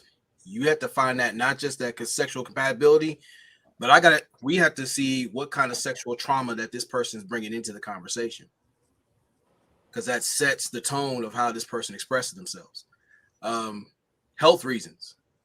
Of course, we're being adults. We're being intimate. When we get that meat to meat contact, there's a lot that comes with that. We talk about appetite. We talk about the psychology of sex, the spirituality of it, because a lot of us are not virgins. But honestly, if we're actually building towards something that communication is sinking in and everything, then it's par for the course.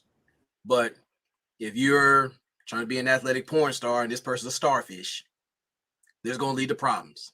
It's going to complicate things. It affects that person's attitude and mindset. Or we talk about sexual hygiene, because some individuals are a little bit tangy, or some guys have some barnacles on his balls. But when we have these conversations, we actually really get real-time understanding what we're dealing with. So in closing, Don't check me, check your pH. So with that whole thing, it's like, if you guys are really being brutally honest, we can't act like we're not adults, because sex can really affect a whole heap of things. Matter of fact, some people can weaponize sex when they don't get their way. That applies to whole mindset and attitude. Like, if I don't get my way, I'm gonna put you on timeout. I don't do ass rations well. Someone tried it, that bitch is gone. But I'm gonna leave it there. Say ass rations. Out to my dog Ronan. SB, sex before marriage, man. Do you see a scenario in which it could be advised? No, I don't. Going back to the initial thing, I don't care if she's a virgin or not. Just in case you all didn't know, or maybe y'all forgot, it is sexually immoral to have sex, men and women, outside of marriage. This is why we live the way we do. This is why this is Sodom and Gomorrah. This is why most of us are going to hell. I hate to say it, but this is why. This is why women are baby mothers with no husbands. This is all this junk that we go through every day. Women not being able to think about their value, not even knowing their value because of sex. Men out here just doing it, bust down whenever because of sex. I don't know what y'all thinking about, but when you're getting married, you're becoming one with a person. Micro penis. What about ED? Later on in life, when he can't even get it up, what you gonna do, leave him? This world is so much bigger than being selfish behind sex. It is sexually immoral to have sex outside of marriage. We all make mistakes, but we ain't gotta live in chaos all our lives. We really don't. We can someday open up our eyes and realize that this is not what I'm here for. Sex is for children. The children are what's important when we're having sex. And it's saved for marriage. That's why I feel so good. It ain't for us just to be out here doing it. Ronan, what? Come on, anything can happen with your husband your wife, that she can't perform anymore. That you got to, be more mature about and say, this is my wife, this is my woman. I'm gonna be with her anyway. It ain't all about sex, y'all. It might be good when you're going in, but anything can happen. Y'all got to be thinking bigger than that. We're talking about being married, becoming one with a person. It ain't just as long as I feel good or as long as I'm happy. It's a big deal. We got to take it more serious than we do. We really do. And then again, just in case we all forgot, it is still sexually immoral to have sex outside of marriage. But again, I know, it's good. I get it. But we ain't got to live in chaos all our life. So no, I would not advise, especially a woman, to have sex before marriage, because guess what? It ain't working for us, ladies. It's not working for us. Go ahead, Ron. No, I wanted to say it goes back to your one pot theory.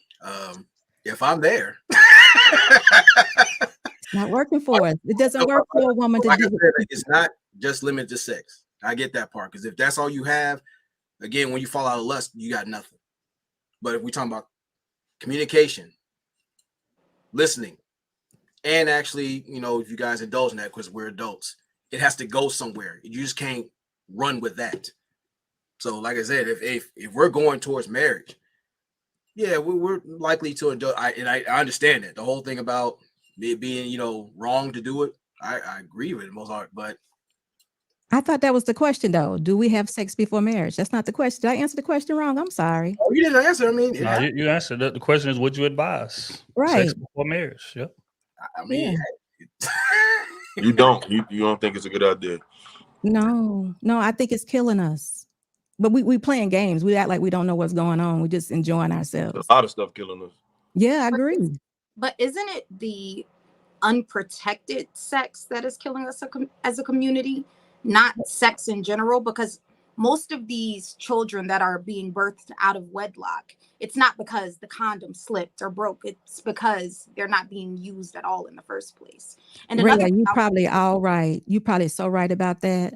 But Yeah. guess what? Instead of improving on how to be sexually immoral, why don't we just stop? I mean, I feel like you're coming from a biblical standpoint, I and I am. respect, yeah, and I I am. respect that. But everyone does not believe that way. Like I, for one, I'm an atheist.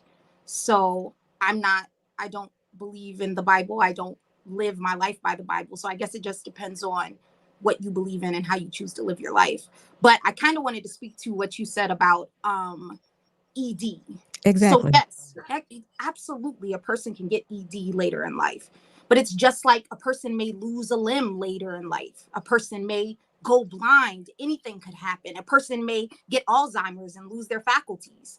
But that doesn't mean that I would agree upon that relationship in the beginning. I might not choose to go into a relationship with a person with Alzheimer's. But if we are married and we're in love, I may choose to stay with that person. So that was just what I had to say to that point. Well, I was just making it more of a sexual thing, because if sex is so important, can I migrate my way through my partner not being able to perform if I'm going in with the compatibility? What we got now, we're no longer compatible. Do I leave them? No, I'm just saying it just might not be something that you would agree to in the beginning. And you got to think I'm also. still asking the same question though, but once he loses that ability, are we still compatible, or have we built in other places? But you know what I'm saying? Are we still compatible if early on he's no longer able to perform with his 9-inch penis? Yeah. So I understand the question. And I think my answer is, when you sign that dotted line to marry someone, yes, you're committed to them no matter what. But I may not choose to be with someone who has ED in the beginning of the relationship. That's my answer. well, here's the thing: we're not factoring in. It's like we've had sex with people that we don't like. And that's a mental health issue. I mean, let's be honest, because there's some people say they love that person, they love what they do for them. But if you like that person, there are things that you will work with that person with. And we don't even get to that. You just like what they do for you externally, not the internal stuff. Because like you're going to face adversity in any relationship. If you're talking about serious, you guys have to go through those storms. Not just the whole sexual thing. We're talking about financial, social, physical, mental, things of that nature. We're talking about real-time relationships. It's not just limited to sex, like, because most people limit it to certain things. But if we're going to go all the way, we got to be in the trenches to go all the way there. Even things about fertility issues. All right, we're gonna keep this thing moving, Miss Queen. Sex before we jump that broom. All right. So I would advise a younger age woman to go out there and have happily sex before marriage. I wouldn't, between 18 and a certain age, right? But I recognize the world that we live in. And that is not the reality of about probably 97% of the people. So when we talk about giving realistic advice, and also advice that, like, I didn't wait before I was married, so I can't sit here on the panel and try to give advice to people that I didn't adhere to myself. So let me start with that. However, I would tell her, if you decided to do that, number one, make sure you protect yourself. And that's not necessarily the man's responsibility, because most women rely on the men to have protection. The second thing is, if you're going to do it good. You know what I'm saying? Like if you're gonna be good at it, but I wouldn't necessarily overstimulate Show 'em your myself mama ain't made no sexually hope. if I were a woman. So I'm just keeping it real. You know, don't necessarily put yourself all out there, but make sure you enjoy it if that's what you're gonna do. Don't give out charity fucks. That's what we're not gonna do. We're not gonna be pressured into sex. But as a grown woman, if you want that man and if you desire that man, and if that's what you really want, then so be it. But will I actively preach sex before marriage? That's not my place now. So let me say something really quick. As a 50-plus-year-old woman, I've lived a life, and I'm going to actively tell you sex can screw your life up. And that's what I'm supposed to be doing as an elder. It's almost the same as me having a husband and telling you you don't need one. I think wouldn't you have dare to do walk in that. your calling. I think if I that's what wouldn't you're dare called do to that. do, I think that's And what you now have I'm to. being interrupted, and I really don't know why. But Why are you getting as an defensive? It's elder, okay for us to have different answers on the panel. I kind of feel like I'm you feel like talking. I didn't call I anybody's was name. talking too, and you interrupted me. I paused for a did? second, and you jumped in. But go ahead. Oh, well, no, I'm gonna let you get finished because I don't interrupt. No, that's okay, because I don't want you to have a heart attack about going. So go ahead. No, go. You done? Okay, so I just wanted to say this as an elder, someone who's been here longer than most of all of you. I know what sex does for you. I can absolutely tell you it ruins your life. And that's what an elder is supposed to do. Just like I said, as a married woman, I wouldn't tell any young woman to hate a man or not to, talk against a man or be rude to a man because I have one. It doesn't make sense. We're supposed to advise you of things that are the best for you because we lived a little life. So with that being said, again, we're continuously trying to perfect being sexually immoral. But of course, you live your life, you do what you want to do. I'm just stating that if you can preserve yourself, ladies, for marriage. You had your chance and you said what you had to say, and I was going. And it's okay that if we have different things to say on a panel, nobody's right. Nobody's the warden and police and everybody's comments. So it is what it is.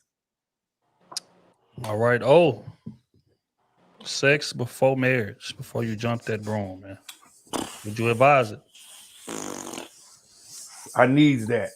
That's me though. That's me.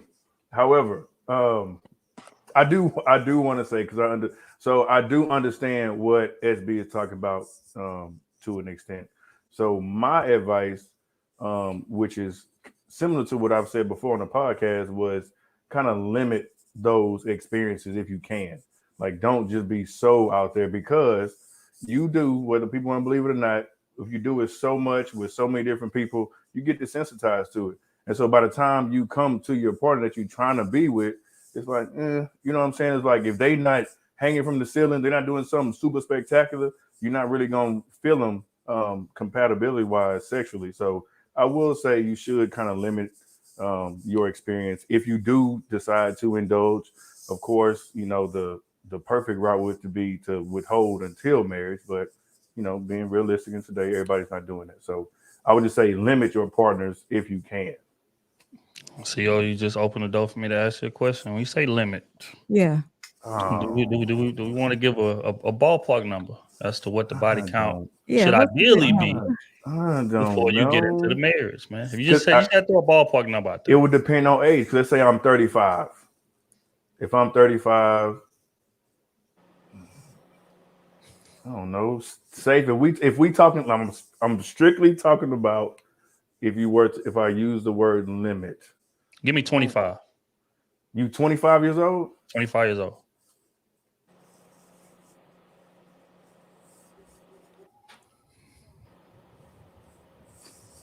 Eight. And that would be one person if they had like one person a year at 25. So from 18 to 25, I would say like 8. Okay. All right. We ain't gonna debate it. I just want to see if you was gonna come up with the number. He came through, he did his thing. Yeah. All right. Miss Kayla. I was listening close. I even had to get close to the screen so I could listen. Mm-hmm. So would I advise sex before marriage? No, I wouldn't advise sex before marriage. I mean, if I could take back, I would I mean, they don't even count, but in reality they do, right? So if I could take them back, I fucking would, right? So I really do think that What you Future said. should do your best to wait. I think that you should only engage in that activity with people that you could actually see yourself marrying. Now, maybe if you don't actually marry them, it doesn't work out. Y'all was together 3-4 years. It didn't work out, but you did visualize you were building a future with that person. So if you are going to do it with somebody, I think it should be that person. I think it should be in the confines of commitment and within an environment like that. If you are going to do it, as a woman, I think that is the best scenario that's going to get you to climax. The more comfortable you are, the more likely you are to get there. And you're obviously not going to be comfortable with a stranger, or you don't know where they've been, or who they've been, where they be at. So I think for your sexual health, for your mental health, all of that, I really do think that you should try to wait. And then if you can't, just limit that to serious committed relationships only. Okay, now I'm gonna be a bit hypocritical here, right? And they say that the first step, is admitting and acknowledging the wrongdoing before you embark upon it. So, would I marry someone before having sex? No, I wouldn't. Because again, sex is like very, very, very important in terms of my non-negotiable list, and skill set and things of that nature. Like all of that is very, very, very important to me. In fact, is that some people are just not coachable. You see what I'm saying? Like some people just, are who they are. Like we've all been a part of some type of sports, right? Coach giving you after hours, hey man, just put up an extra 50 jump shots a day, and you're gonna be all right. He putting up the extra 50 jump shots a day, and he's still trash when they put him in the game. Some people just not coachable, man. And it goes back to the compatibility piece that Ray was talking about. And it's like if we ain't sexually compatible, it just ain't gonna survive, right? So I gotta know that, man. But also, what separates me from a lot of people is my ability to compartmentalize, and that's why I wouldn't advise it, because most people can't compartmentalize. Most people, it's gonna bleed into their decision making. It's gonna make them a bit irrational. It's gonna make them whatever, right? But I have an uncanny ability to compartmentalize, meaning that I could have sex with a woman, and the next day it never happened in my head. And I think most men are like that, to where he can hit the girl, don't even know her government name, and just go on about their business. See her the next day, hey, nah, what up? And just keep it pushing, right? But if you don't operate that way, then I wouldn't advise you to do that, right? Because if you have sex, now comes the entitlement, now comes the expectations, now comes the thwarted decision making. You would have made this decision beforehand, but damn, the sex is amazing. So you know what? I know that's part of my non-negotiable list, but I'm gonna try to bend it a little bit. Let me see if I can work it in. Let me see if maybe I can work with him or work with her, because that shit was just incredible, and I don't want to lose that. And I feel like that's how most people think, and that's why I wouldn't advise it. But me, I'm not marrying a woman that I haven't had sex with. Period. So again, hypocritical. I'll accept it. I'll take that. You see what I'm saying? But even if she's a virgin, Trill. Well, you said hypothetically speaking, if I met a woman and I'm saying she a virgin, then I'm gonna push her to somebody with that type of mindset. I ain't going to waste her time. Not going to waste her time. Hypothetically speaking, if I'm single today and I meet her and we going out, we kicking it, say, look, just want to tell you before we get any further, I never had sex before, and I'm saving myself to marriage. I'm gonna be like, look, man, I got the utmost respect for that. I wish you the best on your journey, real rap, and I would rather you go be with a guy who's gonna feel comfortable honoring that and feel comfortable walking that path down with you, because it's a lot of dudes who will. You know what I'm saying? I'm just not one of them. So I wouldn't even waste your time in that space. I want to get you out the way so you can go be free and live your best life. That's not what I'm on. And if I ain't nothing else, I'm gonna be honest. So that's just that. But dope questions, man. We're gonna pay some bills, and then we're gonna get to another question in regards to knocking boots. But before we do, accountability partner. Damn, I agree with Illa and Kayla on the same night. Salute to AP, man. We appreciate you, G. Dorby with the 2-ball micro. What? Leave it man. there. Just leave it there. Hey, man. Those are real things. That's It's a real. real That's thing, a bro. real condition. Leave it there. It is, but leave it there. Hey, man. Is vaginal dryness a real condition? That's also a real condition. Yeah, yeah. No, it is. I was asking. I ain't know. Yeah, hey, it's a whole nother show. Mercy. Are you asking for a friend or are you asking for? You gotta relax. Kayla gotta relax. That was You funny. doing that today? Okay. Be lucky with the 10 ball. If we are not having sex, it will be a talk on how serious you take sex. If we have sex and it's nothing to her, why wait? I want it to bring a closer, not just be a thing. I respect that. Yeah, I mean, you basically having that conversation. How much does this mean to you? Is this significant to you? Oh, it is. Okay, well then I can respect that. But if it ain't, then I ain't waiting. I mean, shit, you let Terry bone. And I know I look better than that. But regardless, man, appreciate you, bro. Just Jay with the 30 ball says sorry. Sex before marriage is a must in all caps. Everyone must have a free trial before subscribing. I refuse to sign up for a life sentence and not know what the 13 herbs and spices taste like.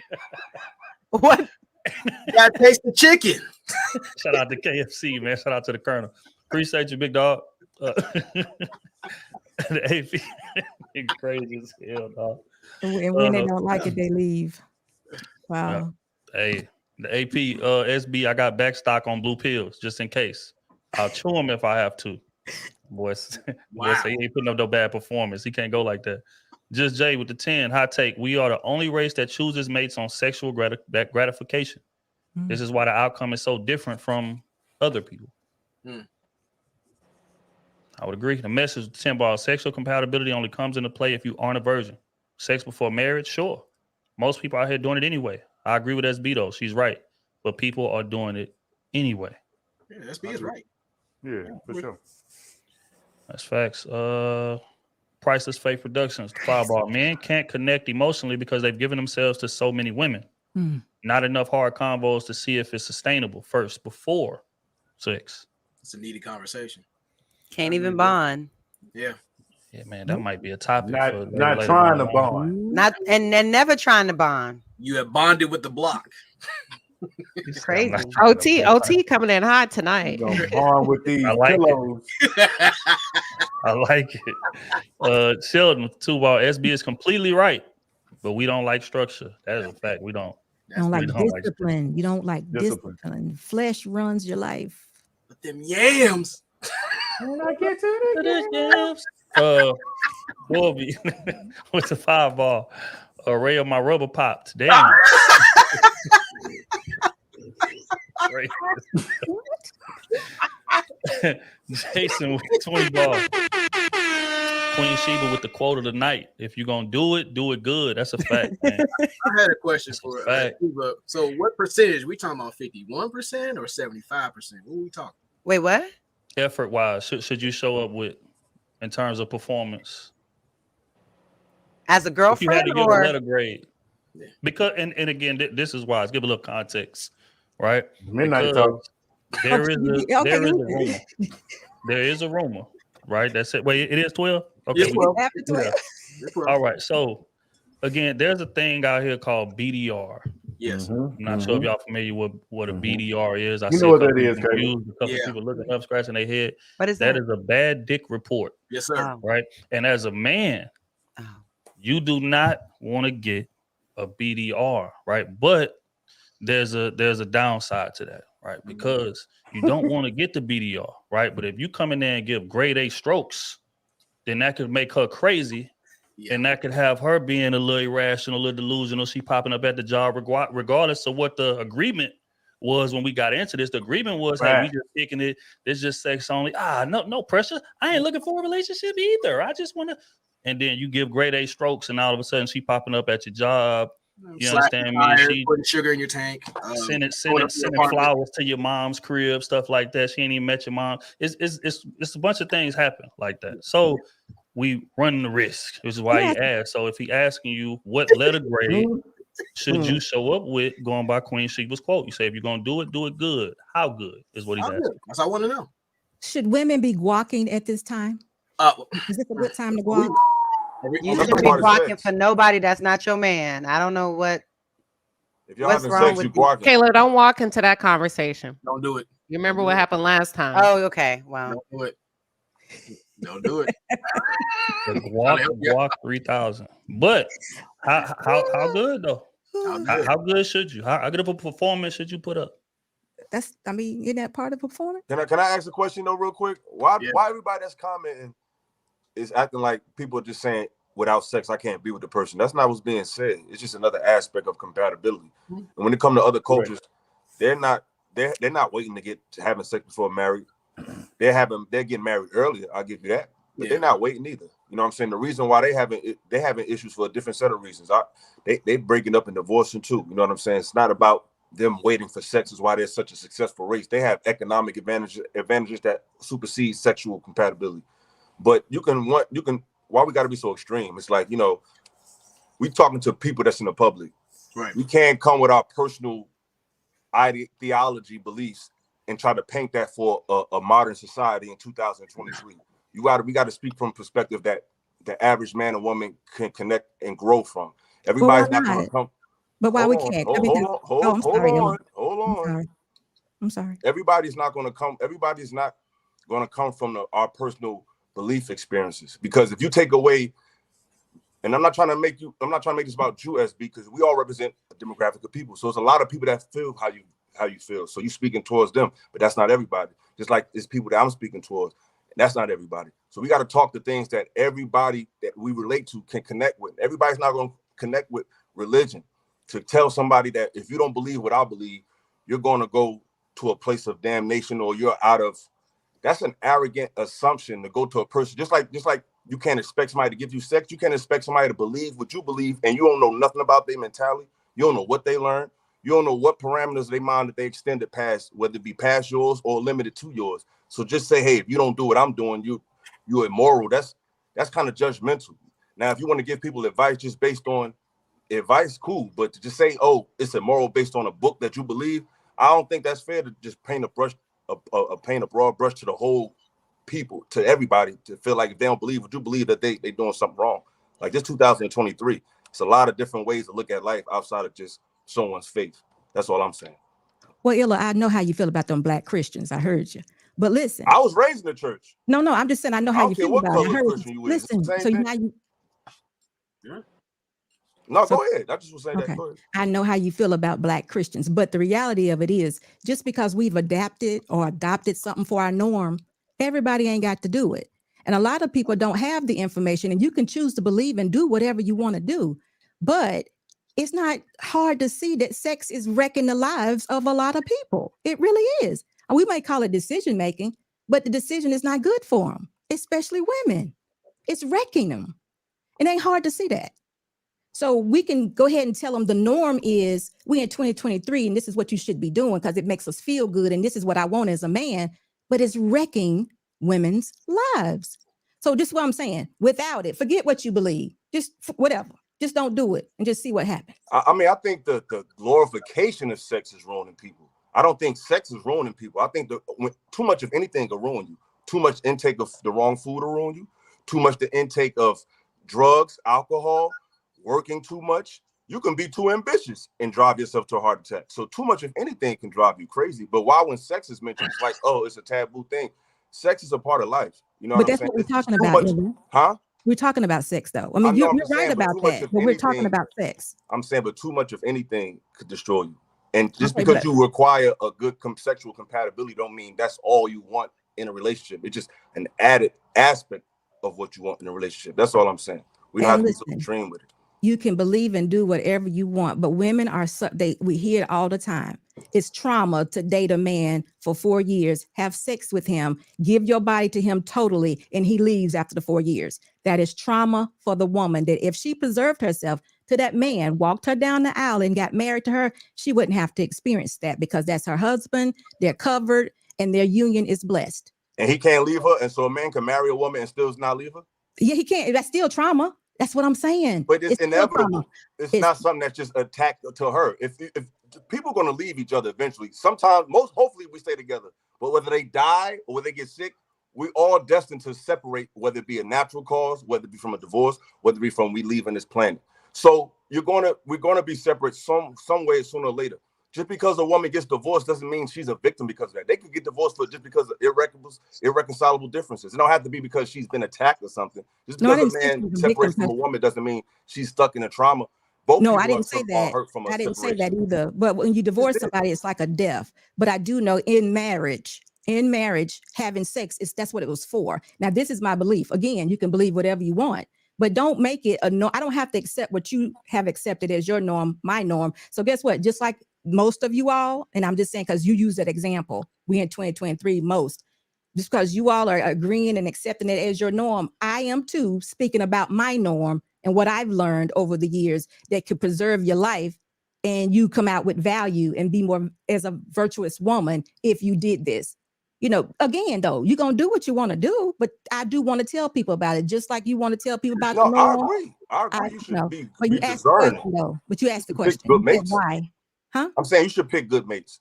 But you can still pick a good mate and y'all can still separate. Y'all can still get married, have children, and still go your separate ways.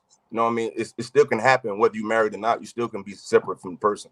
Right, but you're not living in chaos. If you marry someone and you give yourself to them, and for whatever reason, you have to get a divorce later, heaven forbid, it's still like a death. I agree with you. But if you're out here with no intentions on marrying someone and women are still receiving all this chemical from all these different men, and they out here, they're toxic.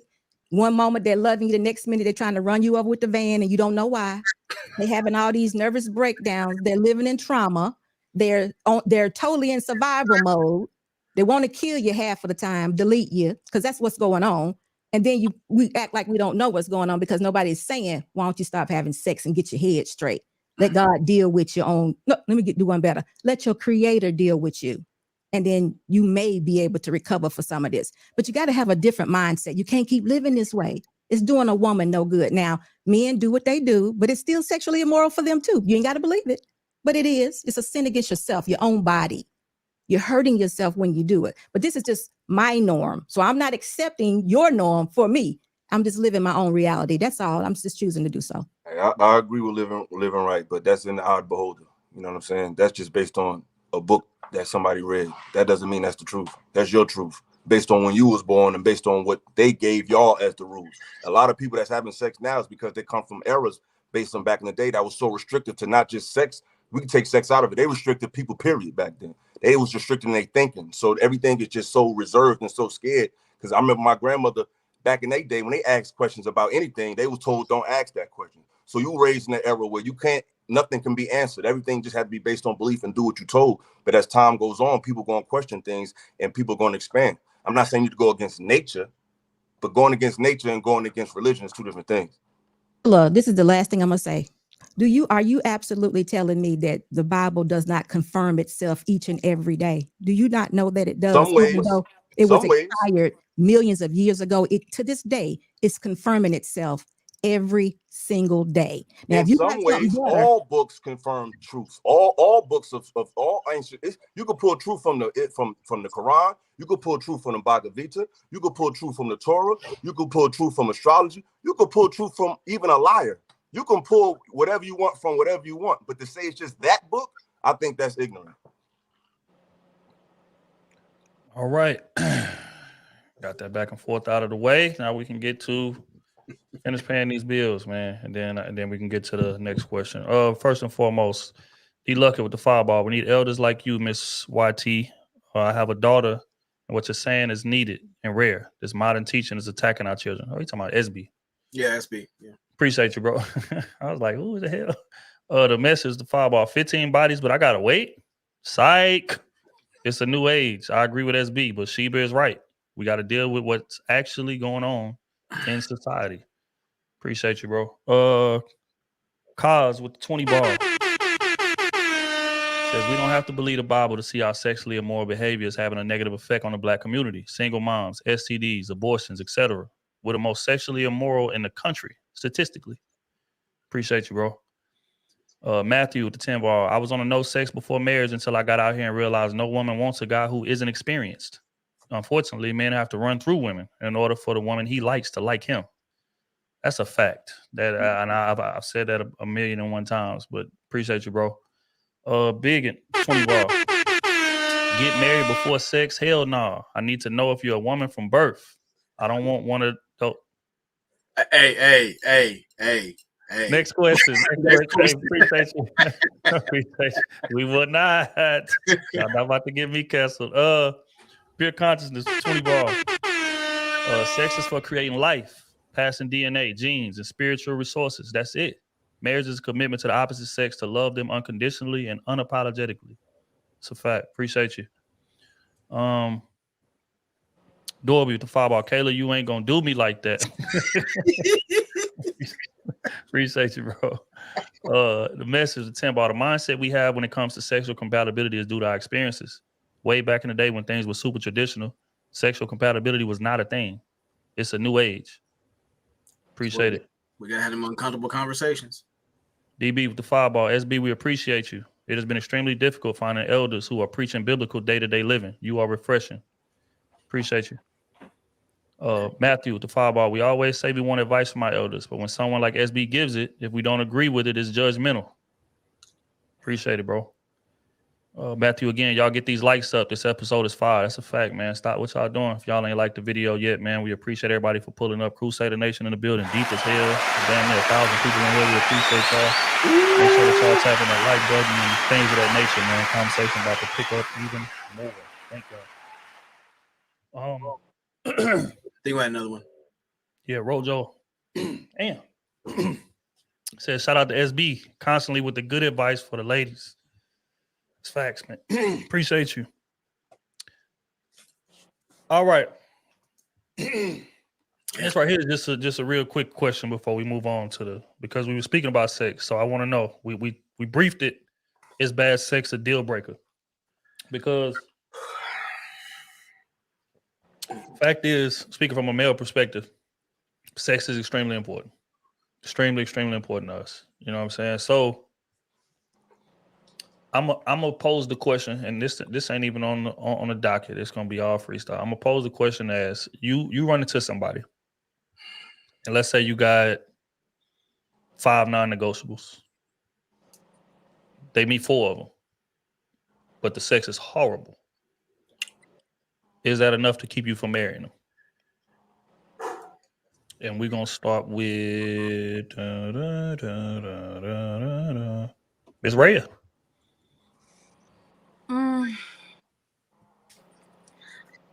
I'm gonna have to say, in most cases, yes, that's gonna be a deal breaker.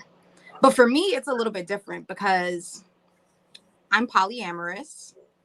So I can kind of see myself if one person is maybe falling short in that area, maybe somebody else could pick up the slack. But just in my experience, I don't think that I could be serious with somebody with the sex is horrible. I just don't. Honesty, I like it. Ew.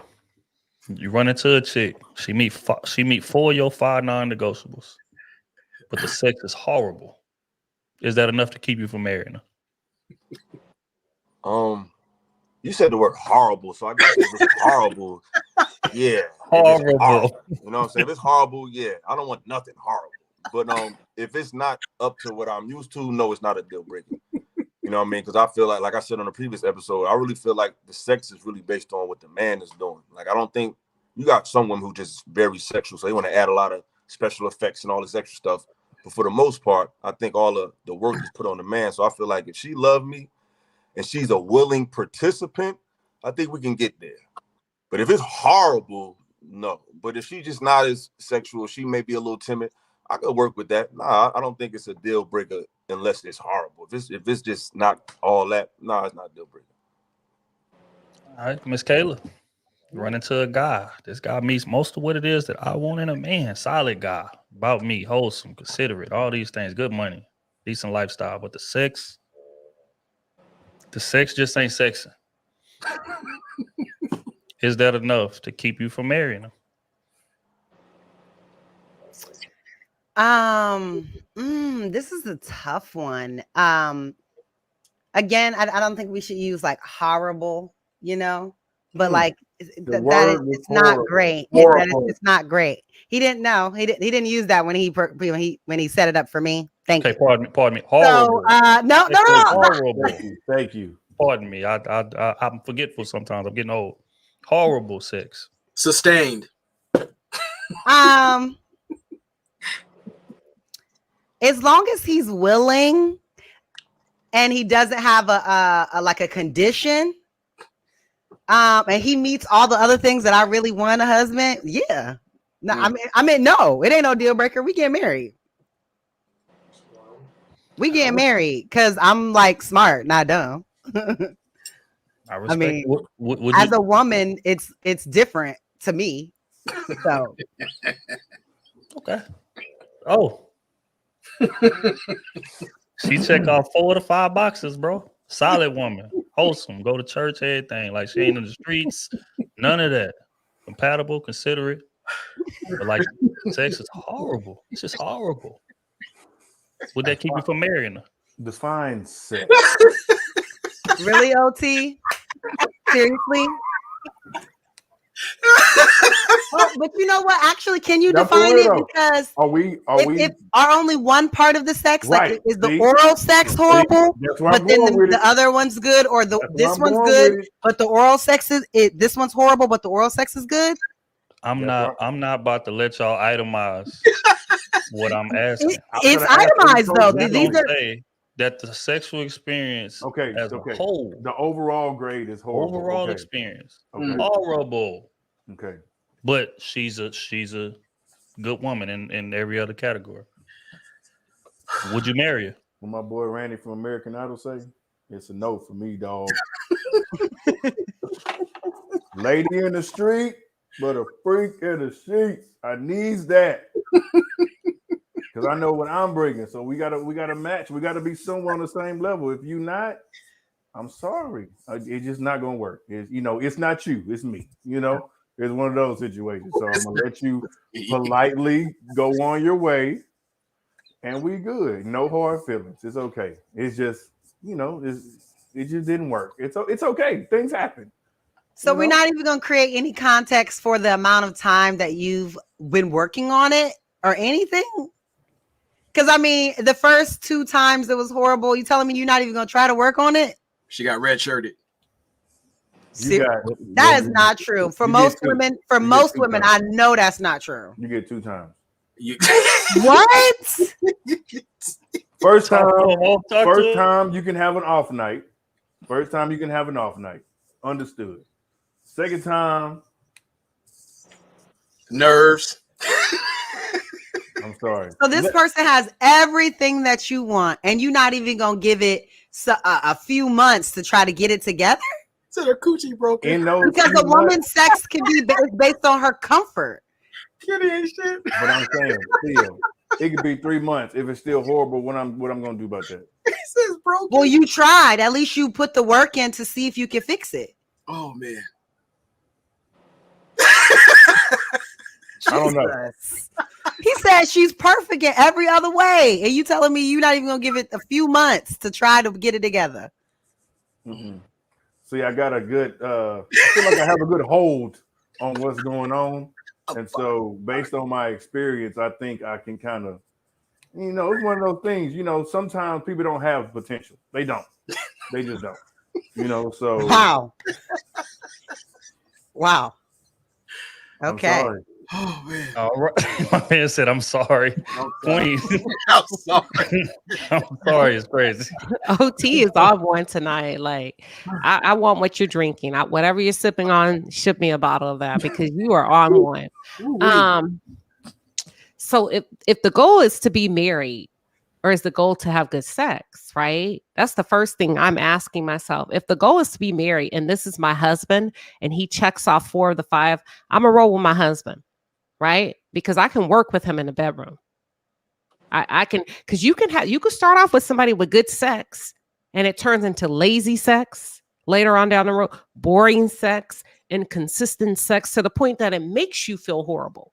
right? It used to be, but I can take him from good to great as my husband, and we can work our way up together. So Yeah. that's not a deal breaker for me, unless he's disabled in some way. But see, Queen, Or has a condition. I gotta stop you because you added levels. Thank you. said I you was can just take about it to from say good to that. great. We ain't gonna let you skate. We had The horrible. starting point is not good. We had horrible. Horrible sex. Horrible. Incomplete. Like can't get it. Like impotent. Is that the word? Impotent. I'm not gonna let you itemize. They're trying to make him a handicap. I mean, Jesus. Nah, That's all I'm I'm gonna choose marriage. Yeah, I'm still marrying him. He got he got everything else that I want. I'm marrying him. He Yeah. tripping. We can get some toys. We can work it out. I knew it was coming. I knew it was coming. SB.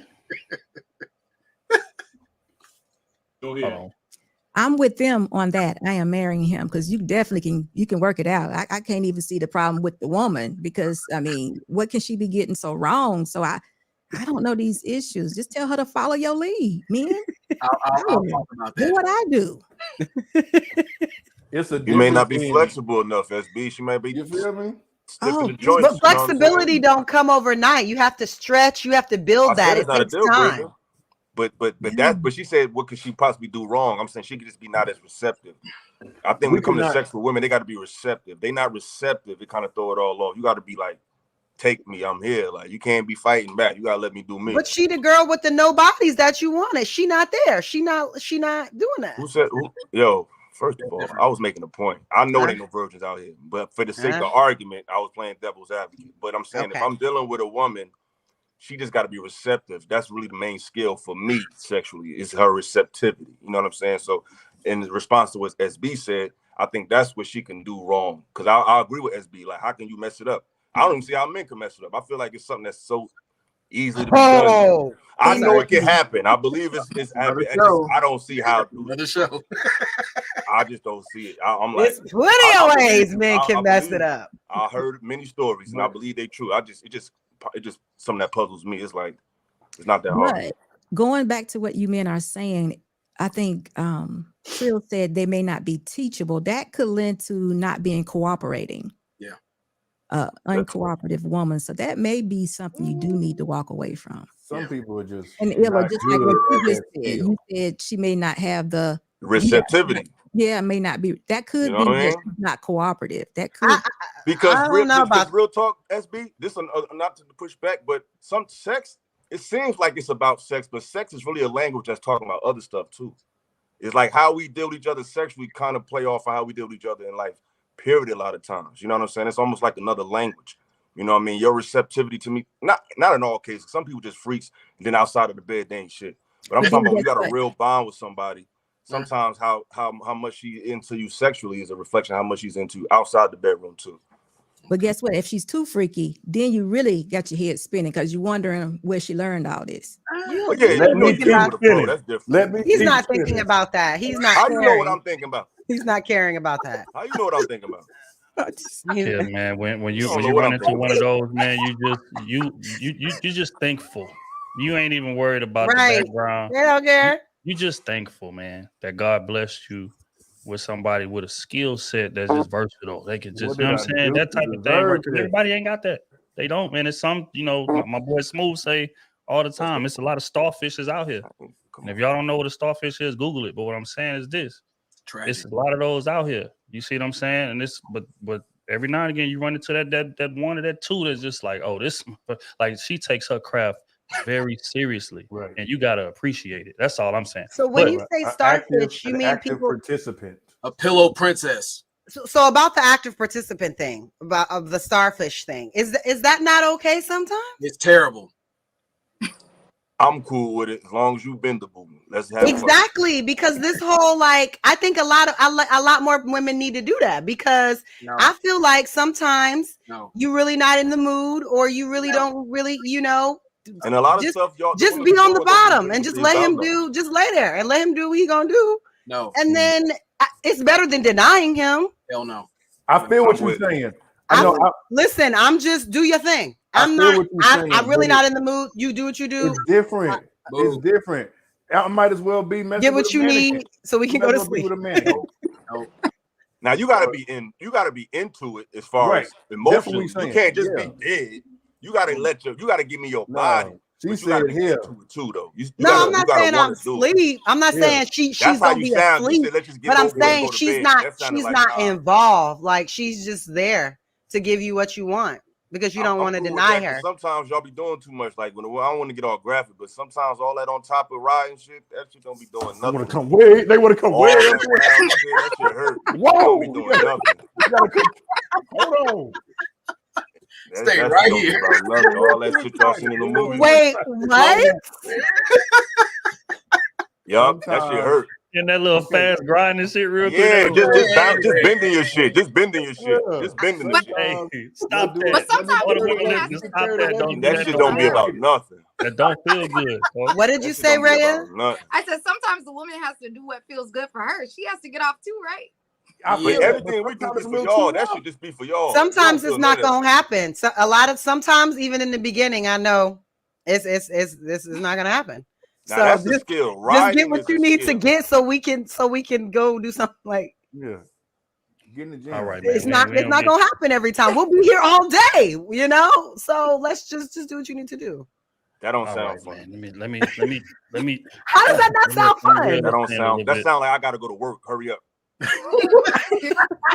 That's what that sound like. Sometimes it's like that. It's early in the morning. We both gotta go to work. The Somebody, morning is your the kid best. gotta get on the bus. The Hurry morning sets up. the day off. The morning gotta be popping. That set the whole day off. The morning Yeah, is but where y'all it go still down. both gotta be to work, so you need to hurry No, up. Like we no, only we need to got get up 12 early. minutes No, we're gonna start before early. your little kid start coming in the room. You only got 12 minutes. You need to hurry up. That's what make it popping. That should be crazy. Yeah, y'all know what I'm talking about. Yeah, you know what I'm talking about. All right, Ronan. Last one, man. Bad sex. Horrible sex. Pardon me. I don't bad is a little above. Horrible sex. And she got 4 to 5 qualities, non-negotiables that you demand, that you require in a woman. She meet 4 of them, but the sex is horrible, man. Would that stop you from marrying her? Before I get into that, starfishing is basically necrophilia with a pulse. That's all the fuck it is. Horrible. What would make it horrible is her being uncoachable, her being inflexible and expressing herself in that arena. You can correct a bad arch. You can get her to stretch and be limber as she needs to be. She doesn't have that enthusiasm that has to be in there. That the lack of that to be outright horrible. I've had horrible, and it gave me PTSD. But when it comes down to it, can I work with her? But it comes down to that mental and physical chemistry. Because if we have that communication, know where our boundaries are, what we're gonna do, yeah, that's cool. But if she's just doing the whole same old 3 positions out there, nah, hell no. Take your lame, raggedy, limited ass out of here. I cannot do it. So I'd rather eat oatmeal 1,000 ways than fuck with your lame ass. I'll just be blunt. Post-traumatic stress sex disorder, Ronan? Yes, yeah, I've had bad box before, and it is stressful. You go to work with attitude, you damn near get fights at work. You damn near hit somebody in traffic. So bad box or bad peen is out there. So you see why some chicks have some attitude. So The SB, that's that morning glory. You know what I mean? yeah. Now, once I get that good morning coffee, oh, I'm talking to people I don't like. You know that's some fire shit. You know. That's a fact. Can't nothing go wrong at the job that day. And I mean nothing. That's not something for another day. Y'all, I think y'all already know my answer. I don't Let's hear it. answer this, Let's hear it. right? But we just for the record, hell no, we cannot get married if it's horrible. Just so I'm on the record. But all right, we're gonna pay some bills, man, and we're gonna get into our next one. I don't get to answer the question. Yeah. Oh, yeah. You didn't go? No. Oh damn, my bad. No, you did. I did. I did. Oh, okay, yeah, No, I'm about to say, I knew I was going in I'm order. marrying him. I did, but I do have a question. Mhm. What's too much? I mean, what about the pole? What if she has a pole in her living room? You know, God just bless the her. pole. Is that too much? God bless It her. could I be. mean, That could be a red flag. Is it a permanent one or removable? Just flexibility, like Illa said. She just working on it, just getting it right. That scares me off. You got to. Why? They have classes for women to learn to be limber and be sexy and then go to class. I don't want to see it in the crib. That lets me know that means you're an entertainer. Entertainer is plural. And I'm gonna want to know how many times you done this. Yeah. Oh, okay. Then you got to what?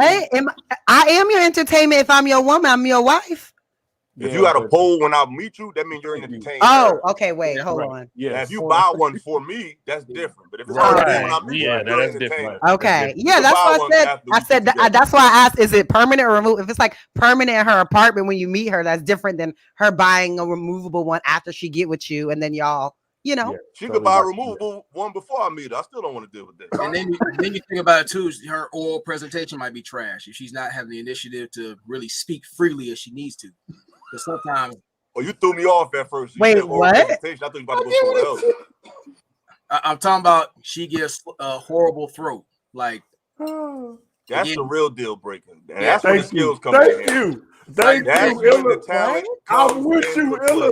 Next we can deal with that later. But most women are getting passed over because okay. I'm with you, Illa. No, because that's the ultimate sign of submission. When you get down and do that, you love me. See, look, and the whole thing, Kayla, is like some are orally challenged. Some got just too much teeth. Some just give you that dry sandpaper head. Now, she's baptizing your balls. And God bless her. God bless her. You have to waddle to at the end of the day, Ronan, the best thing is, in my opinion, the best thing is going to be learning what it is that your partner wants, because it doesn't really matter what you did with that other girl, Ronan. She might have thought all that shit that you're doing is great, but I don't like that shit. I don't want that shit. All you keep trying to do, and this happens a lot of times. People think because the other person they were with liked whatever trick you think is so magical.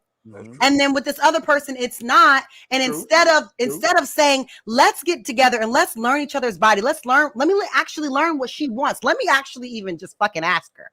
Look, you think you're that guy, so you come with the shit that impressed the last bitch, and then the sex is horrible because you're not even trying to build up that with her, what she likes, what y'all building together. You just think you're that guy because you got 50 bodies. Like you're not though. She's right. That's a good point. See, Kayla, here's the whole thing. See, I don't believe in point shaving. If I'm going to sit there and speak to her soul, I expect the same reciprocity. I don't want her to drag ass in the bed. So if I'm going to have her scooting around and doing all that shit, I expect the same courtesy. Please.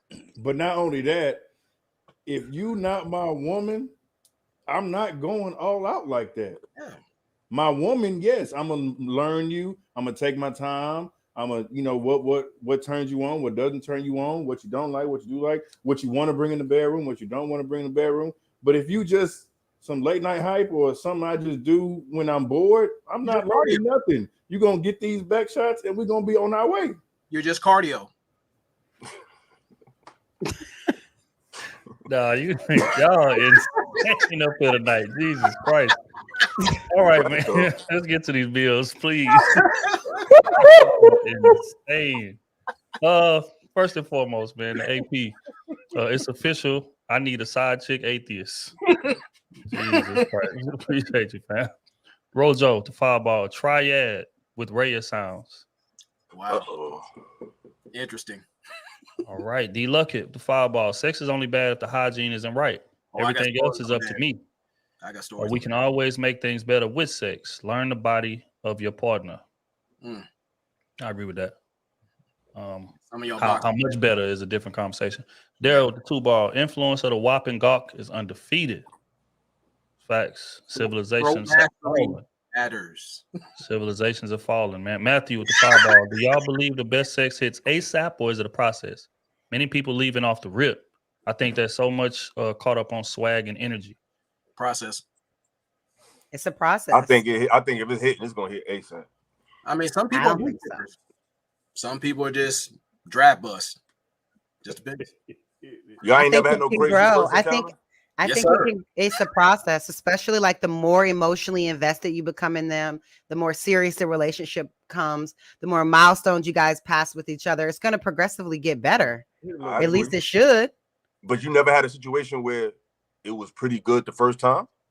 Hey, some people I start. mean, there's I there's agree been with you. situations it was pretty good the first time, but there's also been situations where it was bad for a little minute before until it got good. Yeah, we get it. And some came out the gate scoring 50. Word is born. Hey, Hey, really I'm getting though. everything. Really though. But again, I mean, I agree with Kayla for the most part. But every now and again, Ella right, man, you run into something that don't need no coaching, don't need no prep. She just versatile. Her tool bag is deep enough to pull out whatever. I agree with that. I agree with that. However, Yeah. in my experience, those are usually the men who are full of shit. Sorry, go ahead. Go on. That's a good one. The best of them are the worst. Only the dudes who with their life together got bad sex. That's what you're saying. So everybody that's fucked up, they got No. I didn't say bad. I'm just asking. I said the ones that are mind blowing out of this world. Those guys are usually like fuckboys. He needs a place to stay. So a man can't have it all. He can't be good at sex and be a good man. He can't have both. Huh? He can be good at sex. It may not be the best of your. No, he can be good. Good is like a B. That's what good is. He be good. Being A plus. He's probably not. He's probably not. A plus, because he would probably have a wife. A plus plus. No, why do y'all think that? Because he could probably have I'm a not wife. even saying I'm the person. I'm just saying I know they exist. I'm just saying why can't a man have good sex, be a good man, and still not want to be married? Because it don't work like that. It is possible. To whom? To y'all or to men? It is possible. To men. It's highly possible. Yes, it is. So he's a good man. He got good sex. He got money, but he's single. Single don't mean alone, baby. You don't mean that's where they get screwed up. That's yes, it does. On your taxes, it says single. You single.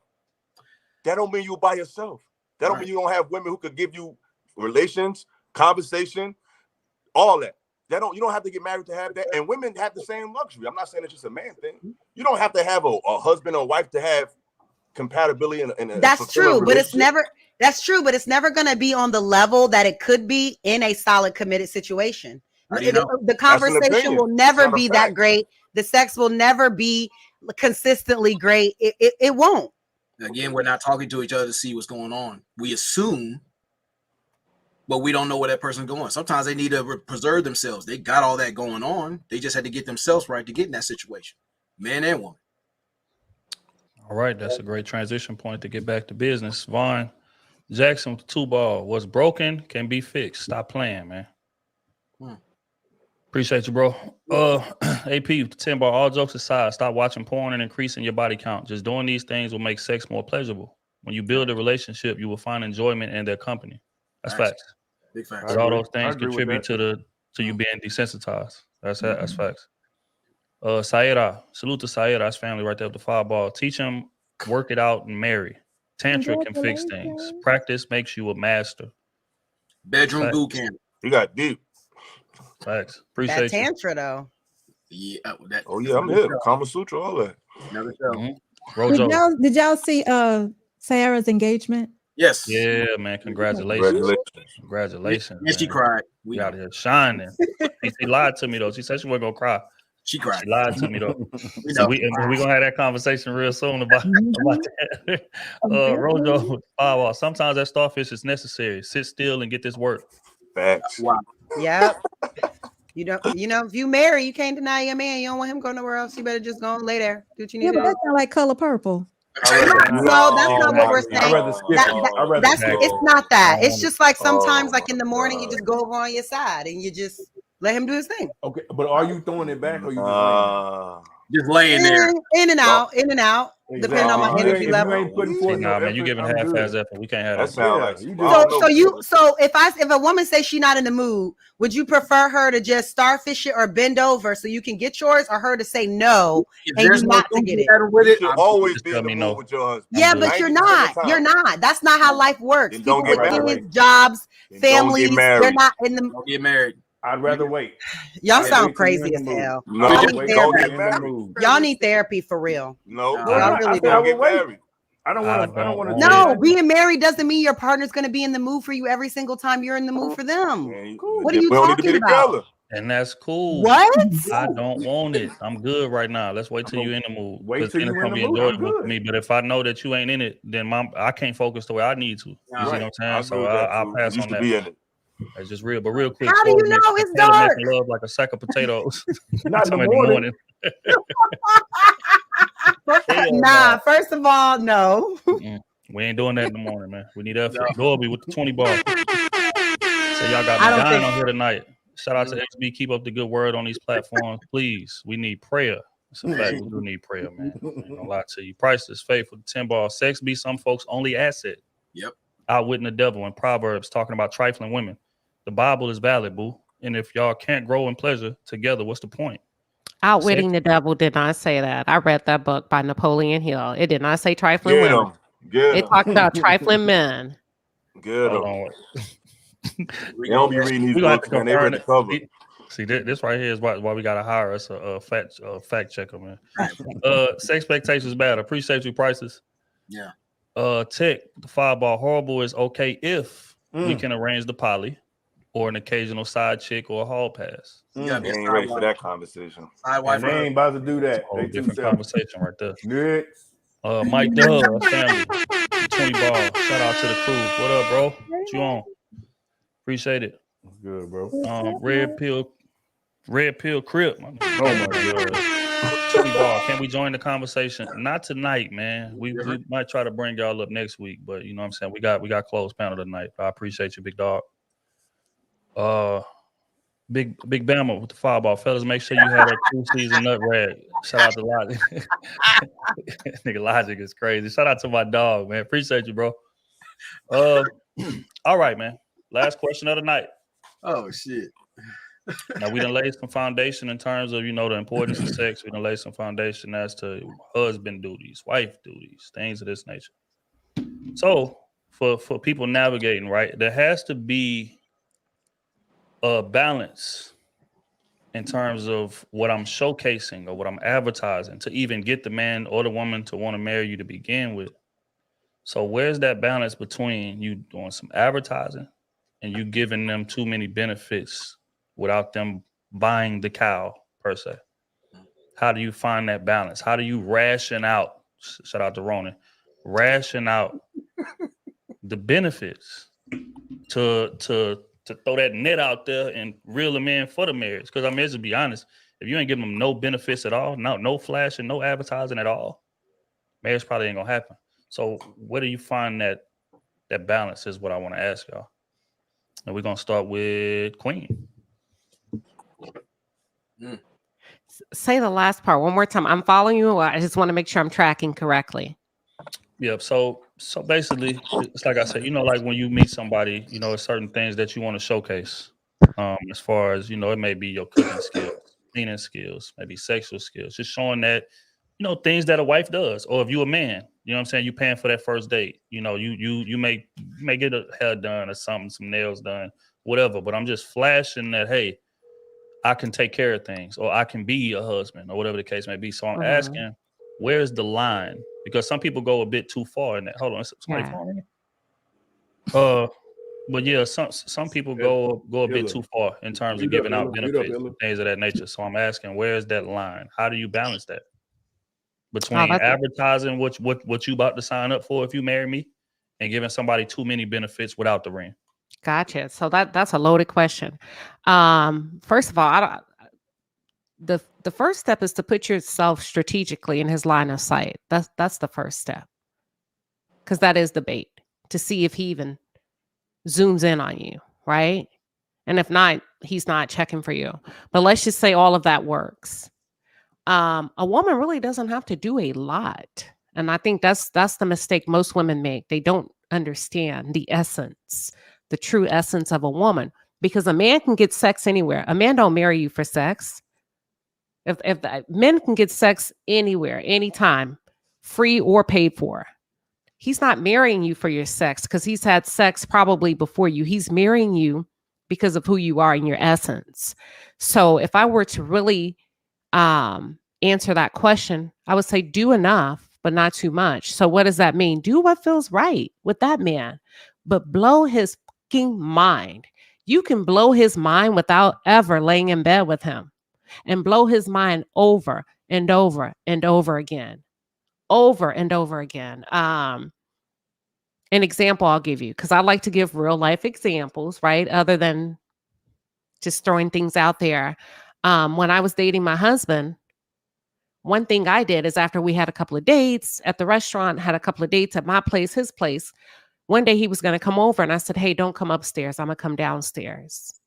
I took a bottle of wine, 2 wine glasses, some meat and cheese. Y'all call it charcuterie, but shit, it was a meat and cheese board to me. And we sat in his car for like 2 to 3 hours. We drank the wine, we had the meat and the cheese. And then I said, good night. That's what I mean by blowing his mind, leaving him to want you, to want more of you and more of you, just dying to touch you. That's all I got. I like it. Hell of an answer. Oh, how do you manage and balance the distribution of benefits? You want to show her you capable of being a husband, but you don't want to give her, I ain't moving like your husband if we ain't married. How do you balance that? I think it goes back to what I was saying earlier. You know, it's when I was talking about security, you definitely want to show them flashes because women need to see that you're capable of doing it, but that's not something that you should continuously do. Like when you show flashes, it shouldn't be you constantly paying for her bills or things like that, especially like early on. But that's not something that you should be doing. Can you do it? Probably so. Should you do it every now and then as a nice gesture because you're interested in them? Absolutely. But just doing that continuously, that's how you get taken advantage of. So you got to kind of slowly roll things out, especially when you care about that woman. So it all comes down to a balance. And I don't believe that a woman should give everything either. You know, it should be y'all both slowly growing and slowly giving each other a little bit, just a little taste, a little teaser, continuously growing that until, you know, y'all can give everything to each other when y'all finally seal the deal.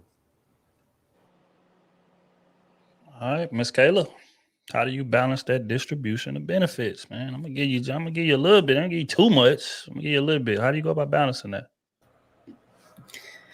Exactly that. You give them a little bit, but not too much. You make the bigger things. There are boundaries, and there are certain things you have to do to cross those boundaries. And I think that that's unfortunately a lot of women don't.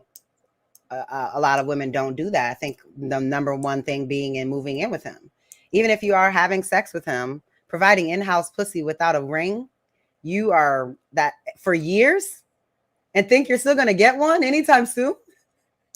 It's the craziest thing I've ever heard. It's so crazy. Because I'd be on the men's side at that point. I mean, you've been living here for 7 years. What's the rush? I'm just saying. So, I mean, anything you do have to make them constantly be working to attain more access to you and more control of how you move around. And so I think the key in that would definitely be like access to sex, access to your living quarters, your living space, because you don't know the solace in being able to be like, I'm gonna see you later. Like, y'all don't understand how powerful that is. Like, seriously, I'm gonna see you later. And I can go somewhere where you are not. Like, that is the most extremely powerful thing to me, versus if you're living in a house with them, you are forced to interact with them. And sometimes I think that's why a lot of things get swept under the rug, because then you're in the same space and now we're in the same bed naked. And then, we just have some makeup sex. We never worked out the issue. And then we're 14 years in still arguing about the same issue. It's happening in people's marriages all the time. Just watch reality TV. That literally, like, couples that are arguing about the same thing for years and years and years, they're solving absolutely nothing. But when you have to leave, when you say, I'm going to go home, and you know what, I'll hit you when I'm feeling up to it. They don't like that. They don't like that. They don't like that. They just the thought of like, where are you at? What you doing? Who you with? Where you going? I'm telling you, I just think that I think that you just give it little by little. And when you give it, they have to actually meet something. Not just, oh, it's been 6 months, so now it's time for me to roll out. Like, no, like, did you meet the requirement to attain said thing? Not just because time has gone by. But I think that's how most relationships are. They say it's been a year now, so she should be giving me this. She should be cooking. She should be cleaning. She should come over here and do all these, because it's been this much time. But what has he done? What has he done? He ain't even met your mama, girl. He don't know none of your family. You don't know none of his family. He ain't even post you on his page. What has he done to show you some commitment? What has he done? That's what I'll say. I like it. I like it. Ew. How do you balance the distribution of benefits, man? I think that reciprocity and appreciation creates the balance or imbalance.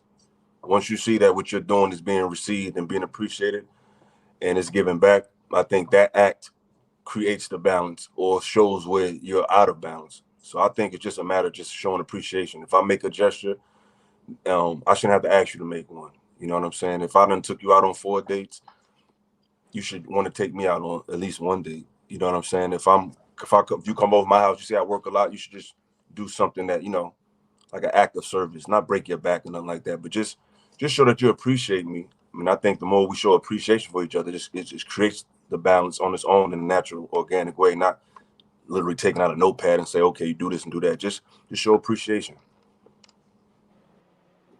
I agree with that 100%. Ms. Rhea, how do you manage that distribution of benefits? I mean, I agree with what the last three said.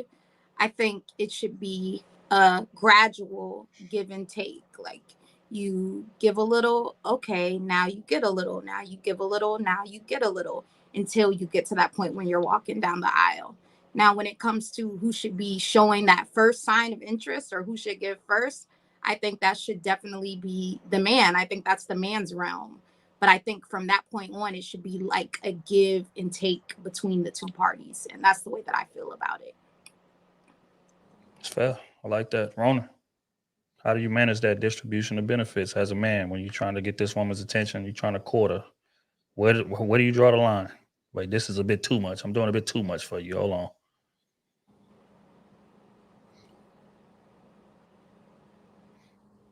Excuse me. When you both overstep your boundaries and standards, you gotta learn how to have that consistency, that creativity, that connection. It's a process. You gotta learn how to be a selfless giver, or sorry, a sensible giver. Like not you just giving back to each other, but I gotta see how you give to yourself, how you move around. If we're in our space, we gotta understand the power and the importance of intimacy. It doesn't have to be limited to bedroom activity. It's like, how do we handle things in our quiet time? Do we really like each other or like what we do to each other? How are we really connecting, communicating? Can we go places without having things being forced? And when you start seeing those things, you can start building on those things. And when I said in the last pod, when it comes to like having a relationship, you have to fight what's going on in this social norms, because you guys are defining your path, with each other. You start talking about things and how you guys are going to work and navigate things.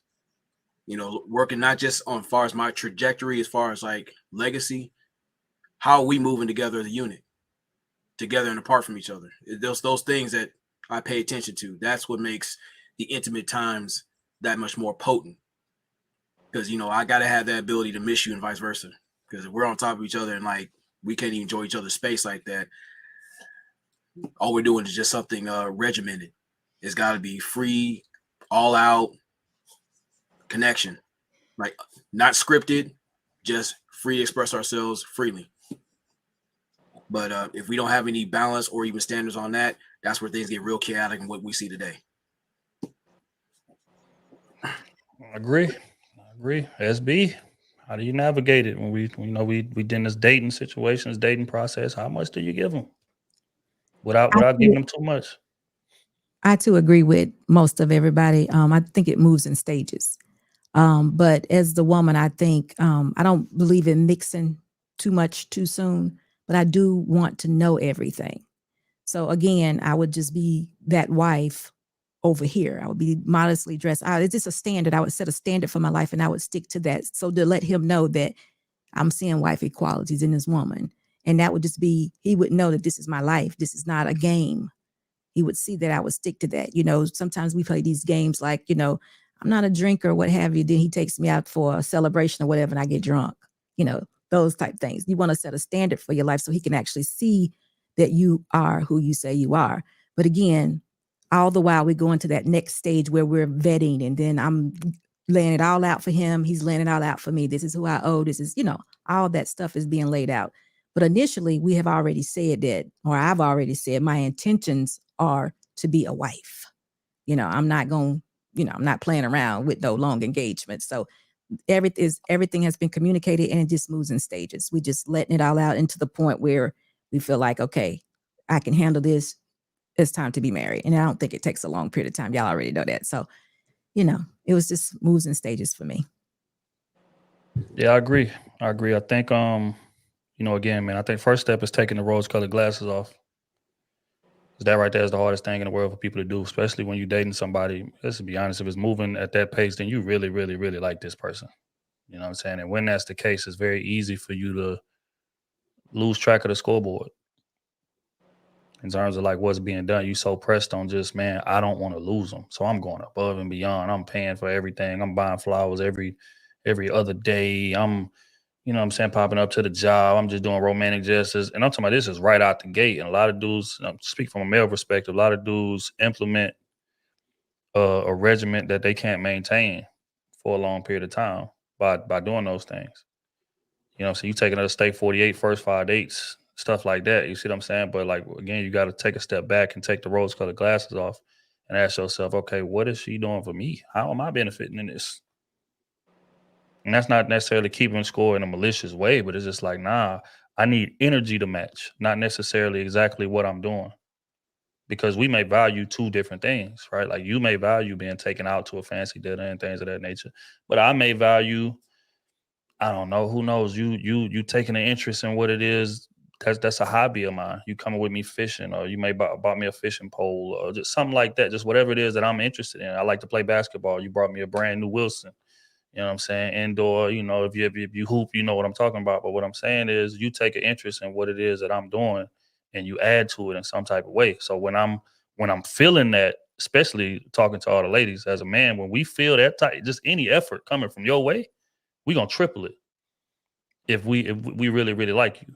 You know what I'm saying? But I think how you keep that balance is, again, taking the rose-colored glasses off and getting a realistic look as to what I'm receiving in comparison to what it is that I'm giving. And I think, you know, O spoke on this a while back about healthy competition.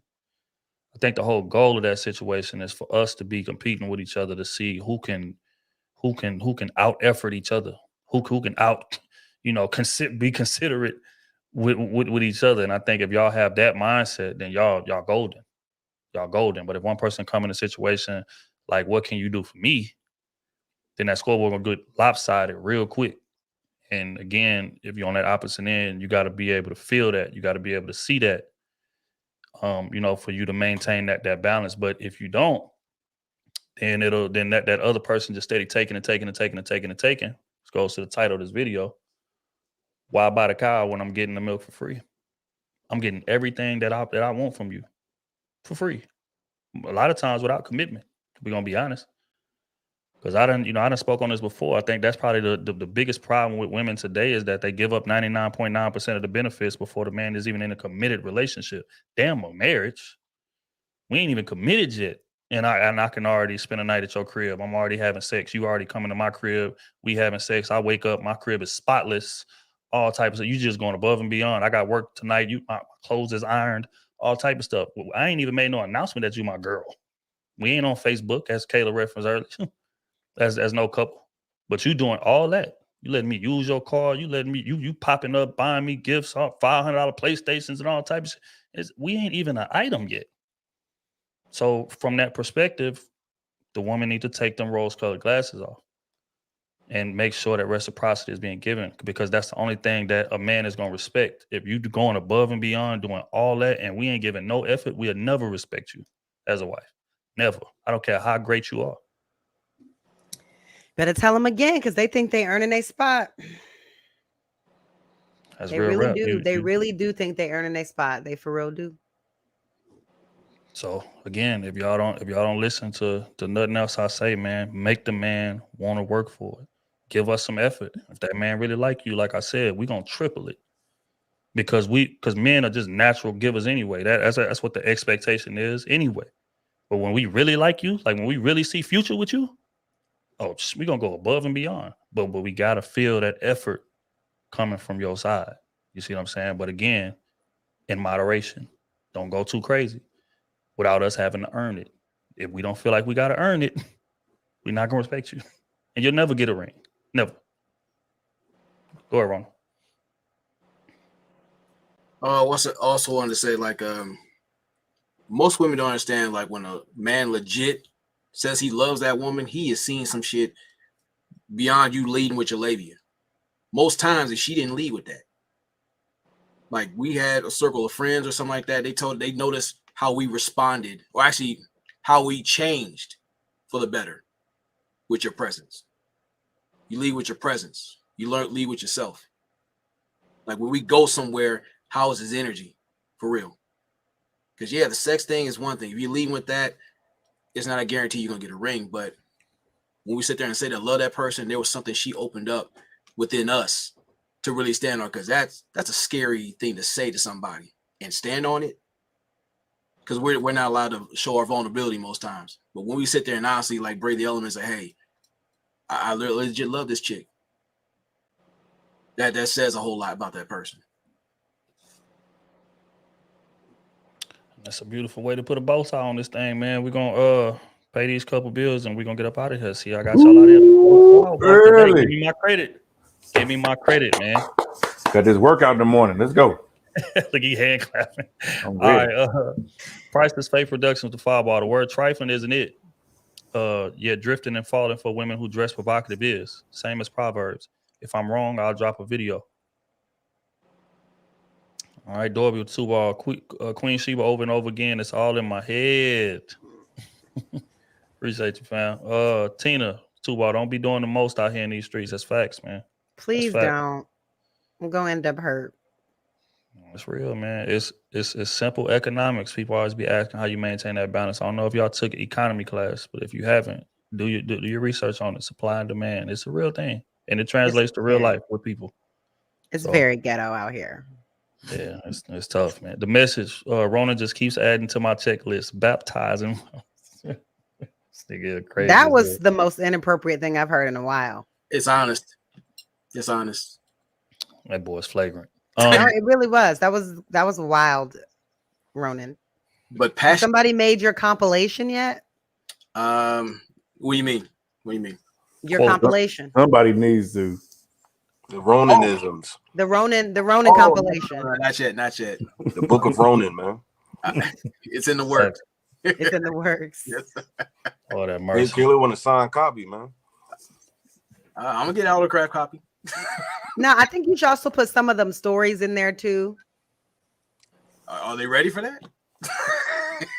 There's some. I mean, I think it'll make it a good book. You know, the one about the big girl, and then the other one with the other lady. You know, put them all in there. Life is hard. I'm trying to get my man to write a tell-all. Jesus Christ. I think he should. I can. Yeah, I can. On that note, man, we're going to wrap this thing up. I appreciate everybody pulling up on us, man. Crusader Nation. You know what I'm saying? Salute to these amazing families we got. A hell of a conversation, man. I appreciate each and every one of y'all. Make sure y'all tap that like button on the way out. We're going to be back with this thing again next Wednesday, 9:30-ish. Y'all know how we give it up. All merch is available at cruiseseason.com. Man. Oh, am I missing something, bro? Or is that everything? That's it, man. That's it. And there we have it. Bama with the Fireball. C-Trill, you didn't have to say, OT, wake up tonight. No, and he was on time at sound check. He was early, y'all. Yeah. Had a good week. Yeah, I'll be brutally honest. I love the pace of this conversation. I love it. Appreciate it, man. Like I say, man, we just trying to tweak and improve, man. Just keep tweaking. till we get it right. I'm tired of these 5-hour streams. I'm gonna be honest. We can't do Goddamn it. right. I'm trying to keep it more concise. We got shit to do. You know what I'm saying? But yeah, nah, man. Tonight was productive for sure. Like I said, I appreciate y'all. And again, till next time, man. We appreciate everybody for coming out, tapping in with us. If you ain't watching it, now catch the replay. You know what I'm saying? It's quality content as always, man. Thank y'all. Until next Wednesday, we are out of here.